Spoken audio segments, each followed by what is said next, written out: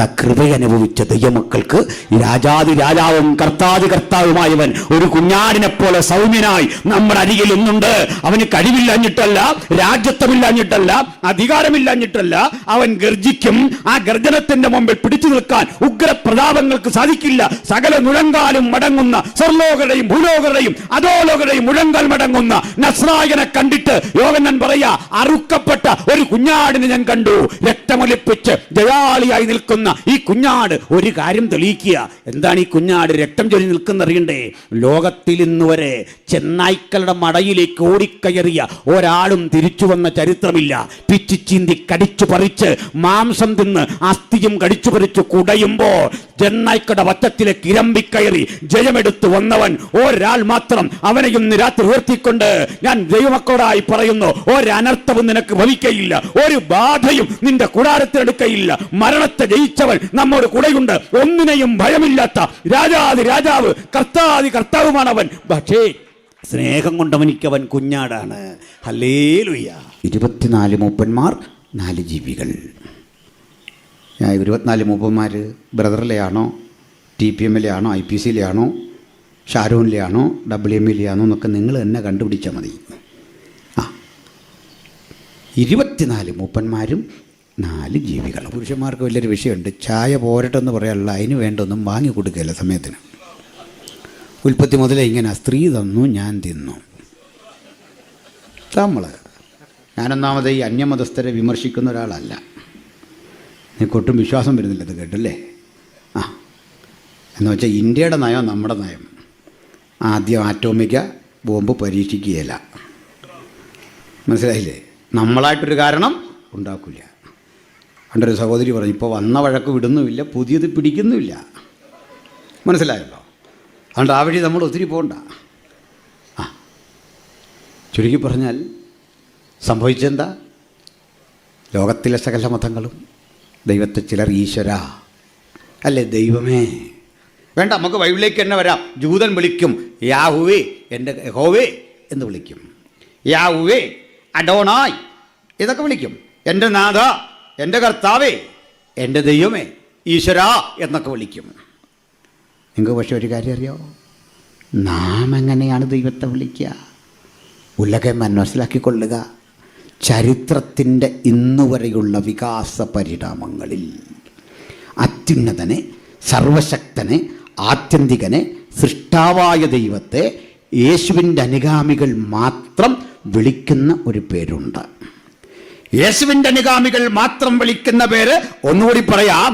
Only we people addressing Almighty as Father, Father, Father, Father, Heavenly Father. ചുരുക്കി പറഞ്ഞാൽ ദൈവത്തെ പിതാവ് എന്ന് വിളിക്കുന്ന ഒരൊറ്റ മാർഗമേ ഉലകത്തിലുള്ളൂ. അത് യേശുവിൻ്റെ അനുഗാമികളുടെ മാർഗമാണ്. അല്ലല്ലയ്യ, നിങ്ങൾ പിതാവേ എന്ന തമ്പുരാനെ ഹൃദയം തുറന്ന് വിളിക്കുമ്പോൾ ആ വിളി കേട്ടിട്ട് ഇനി വരും. അതാ സ്നേഹം കൊണ്ട് വരുന്ന. അല്ല, ദൂതഗണങ്ങളുടെ ആരാധന മോശമായിട്ടല്ല, സ്നേഹം തന്നെ വിട. 4-5 മക്കളുടെ അടുത്തൊക്കെ മക്കൾ തന്നെ പറയല്ലേ, പപ്പായ്ക്ക് ഇഷ്ടം അവനോടാണ്. എനിക്കറിയാം അതിന് കാരണം, പപ്പായ അങ്ങോട്ട് സ്നേഹിച്ചാലേ പപ്പ ഇങ്ങോട്ട് സ്നേഹിക്കുകയുള്ളൂ. അല്ലെങ്കിൽ പൊതുവിലൊരു സ്നേഹമുണ്ട്, അത് നിനക്ക് തരും. ഓഹരിയും നിനക്ക് തരും, പിണക്കമൊന്നുമില്ലെന്നേ. കുവൈറ്റിനെ, ഇറാഖിനെ, അഫ്ഗാനെ അടിച്ചങ്ങോട്ട് ഒതുക്കിയപ്പോൾ ഭീകരത അല്പം ഒതുങ്ങി. ഇങ്ങനെ പച്ചയുടെ വീര്യം അടിച്ച് പരത്തി ഒതുക്കിയപ്പോൾ പച്ച അല്പം വിളറിപ്പോയി. കാര്യം മനസ്സിലായോ? ബൈബിളിൻ്റെ ഒരു ഭാഷ. നിർത്തുകയാണ്. പക്ഷേ എന്നൊരു കാര്യം, ഈ ഭീകരതയെ ആയുധം വെച്ചടിച്ചൊതുക്കിയാലും അതൊരു സമയമാകുമ്പോൾ ഇളകിഞ്ഞു വരും. എന്നെ തെളിവ് പറയാം. കുഞ്ഞുങ്ങൾ പഠിക്കുന്ന സ്കൂളിലേ മിണ്ടരുത്, ചിരിക്കരുത്, കരയരുത്, അങ്ങോട്ട് തിരിയല്ല് എന്തെല്ലാം നിർദ്ദേശമാണ്. പിള്ളേരിതെല്ലാം കെട്ടിങ്ങനെ വീർപ്പ് മുട്ടിയിരിക്കും. 4 മണിക്കൊരു കൂട്ടവല്ല്. ആ സമയത്തൊരു കാഴ്ച കണ്ടിട്ടുണ്ടോ? കുഞ്ഞുങ്ങൾ കൂവിക്കൊണ്ടായിരുന്നേക്കുന്നത്. ആണും പെണ്ണും അല്ല, ഒരൊറ്റ കൂവിച്ച്. ആരെയാ? അപ്പനെ, അമ്മയെ, സാറിനെ, സ്കൂളിനെ, വിദ്യാഭ്യാസ വകുപ്പിനെ, മന്ത്രിയെ എല്ലാം കൂടെ അതുങ്ങളൊരു ഒറ്റ കൂവിച്ച. ഇതാ ഇങ്ങനെ ഒതുക്കി വെച്ചുള്ള കുഴപ്പം. കയറി അടിക്കും. കാത്തിരുന്നോ, കനത്ത അടിയുടെ കാലം വരാൻ പോവാ. ഇന്ന് പലരും പ്രോത്സാഹിപ്പിക്കും ഭീകരതയെ. സൂക്ഷിച്ചിരുന്നോ, 10 വർഷം കൂടെ ജീവിക്കാൻ നമുക്കൊക്കെ ആയുസ് കിട്ടിയാൽ ഞങ്ങൾ ഇന്ന് പറഞ്ഞത് കുറിച്ചിട്ടോ ഇത് യൂട്യൂബിലുണ്ട്, കിടപ്പുണ്ട്, കണ്ടോ, മുൻകൂട്ടി അഡ്വാൻസ് ആയിട്ട് ഞങ്ങൾ ഈ മെസ്സേജ് തരിക, എഴുതിയിട്ടോ, ഞങ്ങൾ പറഞ്ഞൊന്നും നടക്കാതിരുന്നിട്ടില്ല. ക്രൈസ്തവ സഭയുടെ ആരംഭകാലഘട്ടം അപ്പോസ്തല പ്രവൃത്തി 2 നിന്ന് ആരംഭിച്ച് മുന്നോട്ട് പോകുമ്പോൾ സഭയ്ക്ക് ഒട്ടേറെ പരാധീനതകൾ ഭൗതികമായിട്ടുണ്ട്. ഒന്നാമത്തെ പരാധീനത, എഴുതപ്പെട്ട ഒരു ബൈബിൾ കയ്യിലില്ല. രണ്ടാമത്തെ വിഷയം, ഈ കൂടി വന്ന ജനത്തിൽ സമ്പന്നരായ ആളുകളില്ല അധികം. മൂന്നാമത്തെ വിഷയം, യാത്ര ചെയ്യുവാൻ അനിവാര്യമായ സൗകര്യങ്ങൾ അന്ന് ആർക്കുമില്ല. മറ്റൊന്ന്, ക്രിസ്തീയ സഭ തെറ്റിദ്ധരിക്കപ്പെട്ടു പൊതുസമൂഹത്തിൽ. കാരണം ആദിമകാല ക്രൈസ്തവ സഭയ്ക്ക് നാം ഇന്ന് കാണുന്നത് പോലെ അമ്പരചുംബികളായ കെട്ടിടങ്ങളോ അനുബന്ധ സൗകര്യങ്ങളോ ഇവയൊന്നും തന്നെ ഇല്ല. ആദിമകാല ക്രൈസ്തവ സഭയ്ക്ക് മറ്റേതെങ്കിലും തരത്തിൽ ശ്രദ്ധാർഹങ്ങളായ പ്രതീകങ്ങളോ മാത്രമല്ല സ്വന്തം എന്ന് പറഞ്ഞു കൂടിയിരിക്കാൻ ഒരിടം പോലും ഇല്ല. ചുരുക്കി പറഞ്ഞാൽ ആകെ പരാധീനത. പക്ഷെ ഒരിക്കലും അത് അപ്പോസ്തലന്മാരെ ബാധിച്ചില്ല. അവരുടെ ജീവിതത്തെ അത് സ്വാധീനിച്ചില്ല. കാരണം അവർ വിശ്വസിച്ചത് ആ പരാധീനതകളെ അതിജീവിക്കുന്ന ഒന്ന് അവരിലുണ്ട്. ഈ പരാധീനതയൊക്കെ നമുക്കുണ്ടെങ്കിൽ അതിനെ അതിജീവിക്കുന്ന ഒന്ന്, അതിനെ എന്നേക്കും നിഷ്പ്രഭമാക്കുന്ന ഒന്ന് ദൈവാത്മാവിൻ്റെ ശക്തിയാണ്. ഈ ശക്തിയോടെ അവർ യേശുവിനെ പ്രസംഗിച്ചു. വചനം പ്രസംഗിച്ച ഇടത്തൊക്കെ ആത്മാക്കളുടെ വലിയ പ്രവാഹം ഈ തിരുസഭയിലേക്കുണ്ടായി. അനേക ആളുകൾ വിടുവിക്കപ്പെട്ടു.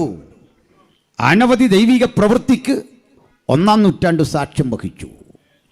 പക്ഷെ സർക്കാരുകൾ ഈ നാമത്തെ നിയമം മൂലം എന്നേക്കുമായി ഭൂമുഖത്തുനിന്ന് തുടച്ചു നീക്കാൻ പദ്ധതിയിട്ടു. ഒരു ഭാഗത്ത് ഭരണകൂടം അങ്ങനെ പദ്ധതിയിടുമ്പോൾ മറുതലക്കൽ നിന്ന് കാണുന്ന കാഴ്ച, ക്രൈസ്തവ സഭയെ ഉന്മൂലനം ചെയ്യുവാൻ അന്നത്തെ യഹൂദ സമൂഹവും പണിയെടുത്തു. യഹൂദ സമൂഹം ഒരിടത്ത്, റോമൻ ഭരണകൂടം മറ്റൊരിടത്ത്. ഇതിനുമിടയ്ക്ക് ക്രൈസ്തവ സഭയ്ക്കകത്ത് ഉടലെടുത്ത ചിലതരം പ്രവണതകൾ, സ്വാർത്ഥമതികളായ ചിലതരം ആളുകൾ, ആട്ടിൻകൂട്ടത്തെ ആദരിക്കാത്ത കൊടിയ ചെന്നായ്ക്കൾ എന്ന് പൗലോസ് വിശേഷിപ്പിക്കും വിധം അകത്തുനിന്നും പ്രതിസന്ധി രൂപപ്പെട്ടു. ത്രിമുഖങ്ങളുള്ള ആ പോരാട്ടങ്ങളുടെ നടുവിൽ 1 നൂറ്റാണ്ട് പിന്നിടുന്നതിൻ്റെ ഏകദേശം 10 വർഷം മുമ്പ്, കൃത്യം പറഞ്ഞാൽ AD 90-95 കാലയളവ്. ഈ കാലയളവിൽ യേശുവിൻ്റെ പ്രിയപ്പെട്ട ശിഷ്യനായ യോഹന്നാൻ ദൈവവചനവും യേശുക്രിസ്തുവിൻ്റെ സാക്ഷ്യവും നിമിത്തം പീഡനങ്ങളുടെ അതിശക്തമായ പ്രതിസന്ധിയിൽ കൂടി കടന്നുപോയി. രാജ്യം ഭരിക്കുന്ന ഡൊമീഷ്യൻ കൈസർ എന്ന ചക്രവർത്തിക്ക് മുമ്പിൽ വിചാരണ ചെയ്യപ്പെട്ടു. റോമിലെ നീറോ ചക്രവർത്തിയെ നമുക്കറിയാം. അതിക്രൂരനായിരുന്നു. ലോകത്തെവിടെ നടക്കുന്ന തിന്മകളും തൻ്റെ രാജ്യപരിസരത്ത് കാണുന്ന തെറ്റുകളും ഒക്കെ ക്രൈസ്തവരുടെ തലമേൽ അടിച്ചേൽപ്പിച്ചിട്ട് അങ്ങനെ അവരെ ദാരുണമായി കൊല ചെയ്യുന്നതിൽ ആനന്ദം കണ്ടെത്തിയ നീറോയ്ക്ക് ശേഷം വന്നത് ഡൊമീഷ്യനാണ്. നീറോ എന്ന ക്രൂരനെക്കുറിച്ച് പൗലോസ് സൂചന കൊടുത്തു. നമ്മുടെ പ്രതിയോഗിയായ സാത്താൻ അലറുന്ന സിംഹം പോലെ ആരേ വിഴുങ്ങണ്ടു എന്നറിയേണ്ടതിന് ഊടാടി സഞ്ചരിക്കുന്നു. ഇത് പറയുമ്പോൾ അക്ഷരാർത്ഥത്തിൽ ഒരു നീറോയും ആത്മീക അർത്ഥത്തിൽ ഒരു സാത്താനും അവിടെയുണ്ട്. ഈ നീറോ റോമിൽ നടന്ന അവിചാരിതമായി പട്ടണത്തിന് തീപിടിച്ചപ്പോൾ, കടകമ്പോളങ്ങൾ കത്തി നശിച്ചപ്പോൾ ആ കുറ്റവും ക്രൈസ്തവരുടെ മേൽ ചുമത്തി. അവരെ ദാരുണമായി കൊന്നു. ആ പീഡ അതിശക്തിപ്പെട്ടിരിക്കുന്ന കാലത്ത് നീറോയ്ക്ക് ശേഷം വന്ന ഡൊമീഷ്യൻ. ആ ഡൊമീഷ്യൻ ഒരു വാക്കിൽ ഒന്ന് പരിചയപ്പെടുത്താം. ആരാണ് അയാൾ? അയാളുടെ സ്വഭാവം ഞാനൊന്ന് ബോധ്യപ്പെടുത്താം. അദ്ദേഹത്തിന് ഡൊമിറ്റില്ല എന്നൊരു സഹോദരി ഉണ്ടായിരുന്നു. ആ സഹോദരിയെ വിവാഹം കഴിച്ച മനുഷ്യൻ്റെ പേര് ഫ്ലാവിയസ് എന്നായിരുന്നു. ഫ്ലാവിയസ് ഡൊമിറ്റില്ല ദമ്പതികൾക്ക് ഡൊമീഷ്യൻ ഒരു ജോലി കൊടുത്തു. ആ ജോലി മറ്റൊന്നുമില്ല, എവിടെയെങ്കിലും ക്രൈസ്തവർ പ്രാർത്ഥനയ്ക്കിരിക്കുന്നുണ്ടെങ്കിൽ നിങ്ങളത് ചെന്ന് കണ്ടുപിടിച്ച് ഉദ്യോഗസ്ഥന്മാരെ നിയമിച്ച് അവിടെ എത്ര പേർ കൂടുന്നു, ആരൊക്കെ വരുന്നു, എന്തൊക്കെ നടക്കുന്നു, അങ്ങനെ അതുമായി ബന്ധപ്പെട്ടുള്ള സകല ഡീറ്റെയിൽസും കൃത്യം എത്തിച്ചു തരേണ്ട ഇൻ്റലിജൻസ് വർക്ക് നിങ്ങളെ ഏൽപ്പിക്കുന്നു. കാരണം നിരോധിക്കപ്പെട്ട മാർഗമാണ് അന്ന് യേശുവിൻ്റെ മാർഗം. ഏതെങ്കിലും ഒരു കാരണം അവരിൽ കാണാൻ നോക്കിയിരിക്കുന്ന ഘട്ടത്തിൽ ഡൊമീഷ്യൻ്റെ സഹോദരി ഡൊമിറ്റില്ലയും ഫ്ലാവിയസും ക്രൈസ്തവ സഭകളെ വേട്ടയാടാൻ ഇറങ്ങിപ്പുറപ്പെട്ടു. അന്നത്തെ ആലയങ്ങൾ ഗുഹകൾക്കുള്ളിലായിരുന്നു. ഗുഹകൾ എന്ന് പറഞ്ഞാൽ പോരാ, ഈ ഗുഹകളൊക്കെ ശ്മശാനങ്ങളായിരുന്നു. അബ്രഹാമിൻ്റെ ഭാര്യയായ സാറയടക്കിയ മക്പേല ഗുഹ നമ്മൾ കേട്ടിട്ടില്ലേ? ഈ ഗുഹയ്ക്കുള്ളിൽ അതിൻ്റെ ഭിത്തി തുറന്ന് അതിനുള്ളിലേക്ക് ഡെഡ് ബോഡി കയറ്റി വെക്കുന്ന ഒരു ശീലമായിരുന്നു അന്ന്. അതല്ലെങ്കിൽ ഗുഹയ്ക്കുള്ളിൽ കുഴി താഴേക്കെടുത്ത് അവിടെ മൃതശരീരം അടക്കുന്ന രീതിയായിരുന്നു. അങ്ങനെയുള്ള സ്ഥലത്ത് ആളുകൾ വന്നിട്ട് പ്രാർത്ഥനയ്ക്കിരിക്കും. കാരണം അന്നും ഇന്നും മനുഷ്യന് ശ്മശാനങ്ങളെ ഭയമാണ്. അവിടെ മറ്റാരും വരില്ല. അനവധി ആളുകളെ ഇങ്ങനെ കൊണ്ട് കൊന്ന് കുഴിച്ചുമൂടുന്ന ശ്മശാനത്തിൻ്റെ ഉള്ളിൽ പാസ്റ്ററും വിശ്വാസികളുമൊക്കെ വന്നിരിക്കും. ചെറിയൊരു ഇരുട്ടവിടെയുണ്ട്. ആ ഇരുട്ടത്ത്, കാരണം പകലാണെങ്കിലും വെളിച്ചം കുറവായതുകൊണ്ട് ആളുകൾ മെഴുതിരി കരുതി വരും. ആ മെഴുതിരിയുടെ വെളിച്ചത്തിൽ അവർ വിശുദ്ധ ലിഖിതങ്ങൾ വായിക്കും, സങ്കീർത്തനങ്ങൾ വായിക്കും, പാട്ടുപാടും. പാട്ടിനൊടുവിൽ ദൈവജനം പ്രാർത്ഥനാ വിഷയങ്ങൾ എഴുന്നേറ്റ് നിന്ന് പറയും. ആ പറയുന്ന കാര്യത്തിൽ അവർക്ക് വേദനിപ്പിക്കുന്ന ചില അനുഭവങ്ങളുണ്ട്. ഒരു സ്ത്രീ പറയും, കഴിഞ്ഞ ആഴ്ചയിൽ എനിക്കൊപ്പം വന്ന് പാട്ടുപാടി ആനന്ദിച്ച എൻ്റെ പ്രിയപ്പെട്ടവൻ ഇന്നെൻ്റെ കൂടെ ഇല്ല. വിധിക്കും വിചാരണയ്ക്കും വിധേയപ്പെട്ട് കൈകാലുകളിൽ ബന്ധിച്ച് ഭരണകൂടം അദ്ദേഹത്തെ ചുണ്ണാമ്പ് ചൂളയിൽ മുക്കിക്കൊന്നു. എൻ്റെ ഒക്കത്ത് കിടന്ന് ഞാൻ താരാട്ടുപാടിയ പിഞ്ചോമൻ എൻ്റെ കൂടെ ഇല്ല. വലിച്ചതിനെ നിലത്തടിച്ചു കൊന്നുകളഞ്ഞു. എന്നിട്ടും സഭായോഗം മുടക്കാതെ ഇവിടെ വന്നവൻ്റെ പേരാ ക്രിസ്ത്യാനി. ക്രിസ്ത്യാനി ആയിട്ട് കഷ്ടം സഹിക്കേണ്ടി വന്നാൽ ലജ്ജിക്കരുത്. ഈ നാമം ധരിച്ചിട്ട് ദൈവത്തെ മഹത്വപ്പെടുത്തുക എത്രയേ വേണ്ടത്. ആ വലിയ അനുഭവങ്ങൾ ഓരോരുത്തർ അങ്ങോട്ട് പ്രസ്താവിക്കും. എല്ലാവർക്കും ഉണ്ട് ഇങ്ങനൊന്ന് പറയാൻ. നമുക്ക് സ്വയം ലജ്ജിക്കാം. ഇന്ന് നമുക്ക് എന്തുണ്ട് പറയാൻ? അനുഭവമുള്ളൊരു സമൂഹത്തിന് മാത്രമേ ഇനിയുള്ള കാലത്ത് അതിജീവിക്കാൻ കഴിയൂ. അനുഭവമുള്ളൊരു സമൂഹത്തിന് മാത്രമേ ഇനിയുള്ള കാലത്ത് സാക്ഷ്യം വഹിക്കാൻ കഴിയൂ. മറ്റൊരു സാക്ഷ്യത്തെ ഉളവാക്കുന്ന കരുത്തുറ്റ അനുഭവങ്ങളുടെ പ്രളയം, ആ വലിയ കണ്ണീർ പ്രളയത്തിൽ അവർ തോറ്റു തുന്നം പാടുകയല്ല. അത് കഴിഞ്ഞ് ആ ദൈവദാസൻ എഴുന്നേറ്റ് നിന്ന് ഒരു ദൂത് അങ്ങോട്ട് കൊടുക്കും. ആ ദൂത് കൊടുത്തു കഴിയുമ്പോൾ ജനം ഒന്നടങ്കം പറയും, എനിക്ക് ജീവിക്കുന്നത് ക്രിസ്തു, മരിക്കുന്നത് ലാഭം, വിട്ടുപിരിഞ്ഞ് ക്രിസ്തുവിനോട് കൂടെ ആയിരിക്കുന്നത് എനിക്കേറെ നല്ലത്. ആ പ്രത്യാശയുടെ വചനമൊക്കെ പറഞ്ഞിട്ട് അവർ മടങ്ങും. മടക്ക യാത്രയിലാകും കൊല്ലപ്പെടുക. ഹല്ലേലൂയ. മറ്റൊന്ന്, ഇവർക്കിടയിൽ ഈ പരസ്പരം ഈ സ്ഥലമൊക്കെ അറിയാൻ ഒരു കോഡ് ഭാഷയുണ്ട്. വേറെ ചില പ്രതീകങ്ങളുണ്ട്, ഇമേജുകൾ, ചില സിമ്പലുകൾ, ഐക്കണുകൾ ഈ സ്ഥലം കണ്ടുപിടിക്കാൻ വരച്ചു വെക്കും. കല്ലിലൊക്കെ കൊത്തും ഒരു മത്സ്യത്തിൻ്റെ ചിത്രം. ആ മത്സ്യത്തിൻ്റെ തല കണ്ടാൽ ഈ വഴിക്ക് പോകണം എന്നർത്ഥം. അതിൻ്റെ വാല് ഒരു ശരം പോലെയാണല്ലോ, ഒരസ്ത്രം പോലെ. ഈ വഴി പോയാൽ നിങ്ങൾക്ക് നിങ്ങളുടെ പ്രാർത്ഥനാ സ്ഥലത്തെത്താം. അങ്ങനെ ആ ക്രൈസ്തവ വിശ്വാസത്തിൻ്റെ ആരംഭകാലത്തെ നമ്മൾ അടയാളപ്പെടുത്തുന്ന ചിഹ്നം മത്സ്യത്തിൻ്റെതായിരുന്നു. ഗ്രീക്കിൽ അതെഴുതിയാൽ ക്രിസ്തു എന്ന് വായിക്കുകയും ചെയ്യാമായിരുന്നു. അങ്ങനെ രണ്ടുവിധ അർത്ഥം കൽപ്പിച്ചുകൊണ്ട് ഈ വഴി നിങ്ങൾ പൊക്കൊള്ളൂ, അവിടെ ഒരു ആലയമുണ്ട്. അല്ല ചർച്ചക്കോടൊന്നും ഷാരൂണൊന്നും എഴുതി വെക്കാൻ പറ്റില്ല, നമ്മൾ അകത്തു പോകും. അതായിരുന്നു സ്ഥിതി. അതാ നമ്മുടെ അവസ്ഥ അന്ന് അങ്ങനെ ആയിരുന്നു.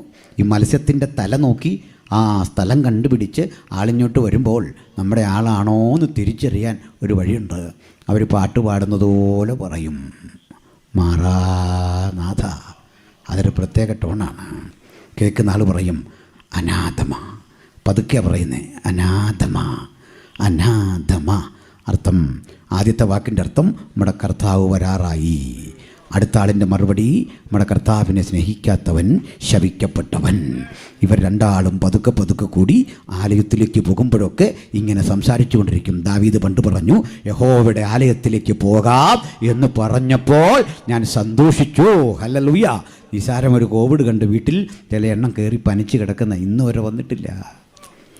നോക്കണം, കണക്ക് കൊടുക്കേണ്ട ഒരു കാലം വരും, ഒരു സമയം വരും. അല്ല, പവർ വിഷൻ കണ്ടിരുന്നാൽ, ക്രിസ്ത്യൻ ലൈവ് കണ്ടിരുന്നാൽ, IBT കണ്ടിരുന്നാൽ ആരാധനയാവില്ല. അവസ്ഥ അങ്ങനെയാണെങ്കിൽ കുഴപ്പമില്ല. നമുക്ക് വേറെ സംവിധാനങ്ങളില്ലെങ്കിൽ കുഴപ്പമില്ല. കൂട്ടായ്മ ആചരിക്കണം ദൈവഹിതങ്ങൾ. കൂട്ടായ്മയ്ക്ക് പ്രസക്തി കൊടുക്കും. ഇവിടേക്കാണ് ഡൊമിറ്റില്ലേയും ഫ്ലാവിയസും വന്നത്. ഡൊമിറ്റില്ലേയും ഫ്ലാവിയസും ഇങ്ങനെ കേട്ടിരുന്ന് കമൻ്റ് കുറിക്കുകയാണ്. പാസ്റ്റർ പ്രസംഗത്തിലെ പോയിൻ്റ് കുറിച്ചു. വിശ്വാസികളുടെ ഈ ആളുകൾ മരിച്ച സംഭവങ്ങൾ എല്ലാം കുറിച്ച് വിശ്വാസിയെപ്പോലെ അഭിനയിച്ചുകൊണ്ടിരിക്കുകയാണ്. പക്ഷെ അല്പം കഴിഞ്ഞ് അവസാനത്തെ സന്ദേശം കൊടുക്കാൻ കർത്താവിൻ്റെ ദാസൻ അങ്ങോട്ട് എഴുന്നേറ്റ് നിന്നു. നല്ല ചുട്ടുപഴുത്ത വാക്കുകൾ കൊണ്ട് ദൈവത്തിൻ്റെ വചനം അങ്ങോട്ട് പ്രസംഗിച്ചു കഴിഞ്ഞപ്പോൾ ഫ്ലാവിയസ് പൊട്ടിക്കരഞ്ഞു. ഡൊമിറ്റില്ല നെഞ്ചത്തടിച്ചു കരഞ്ഞു. രണ്ടാളും അന്ന് യേശുവിനെ രക്ഷിതാവായി സ്വീകരിച്ചു. ഹല്ലേലൂയ. യാതൊരുവൻ സുവിശേഷത്തിന് വിലക്ക് കൽപ്പിച്ചുവോ, യാതൊരുവൻ സുവിശേഷത്തിൻ്റെ വികാസ പരിണാമങ്ങൾക്ക് തടസ്സം നിന്നുവോ, അവൻ്റെ കുലത്തിനുള്ളിൽ കടന്ന് ദൈവത്തിൻ്റെ പ്രവൃത്തി വെളിപ്പെടുത്താൻ കഴിയുന്ന അതുല്യമായ ശക്തിയുടെ പേരാണ് സുവിശേഷം.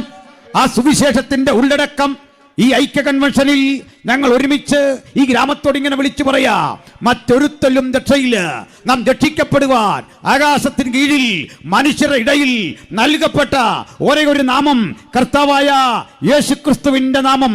കഴിഞ്ഞ രാത്രിയും ഇന്നും നാളെയും ഞങ്ങൾ ഈ ഗ്രാമത്തോട് വിളംബരം ചെയ്യുന്ന ആത്യന്തികമായ ആ സന്ദേശം അത് സുവിശേഷമാണ്. സുവിശേഷം കാലാതീതമാണ്. എല്ലാ കാലഘട്ടത്തിലുമുള്ള എല്ലാ മനുഷ്യരുടെയും രക്ഷയ്ക്ക് കാരണഭൂതനായവൻ കർത്താവായ യേശുക്രിസ്തുവാണ് എന്ന സമാധാനത്തിന്റെ ഘോഷണമാണ് ആ സുവിശേഷം. ഹല്ലേലൂയ. ഈ ക്രൂരത ഇതിന് ശേഷം ഡൊമിറ്റില്ല ഫ്ലാവിയസ് ദമ്പതികൾ ക്രൂരമായി വിചാരണ ചെയ്യപ്പെട്ടു. സ്വന്തം സഹോദരിയാണെന്നറിഞ്ഞിട്ടും ഈ ഡൊമീഷ്യൻ അതുവരെ ദാരുണ ശിക്ഷയ്ക്ക് വിധേയനാക്കി. അതാ ചരിത്രം. അയാളുടെ പക്കലേക്കാ നമ്മുടെ യോഹന്നാനെ കിട്ടുന്നത്.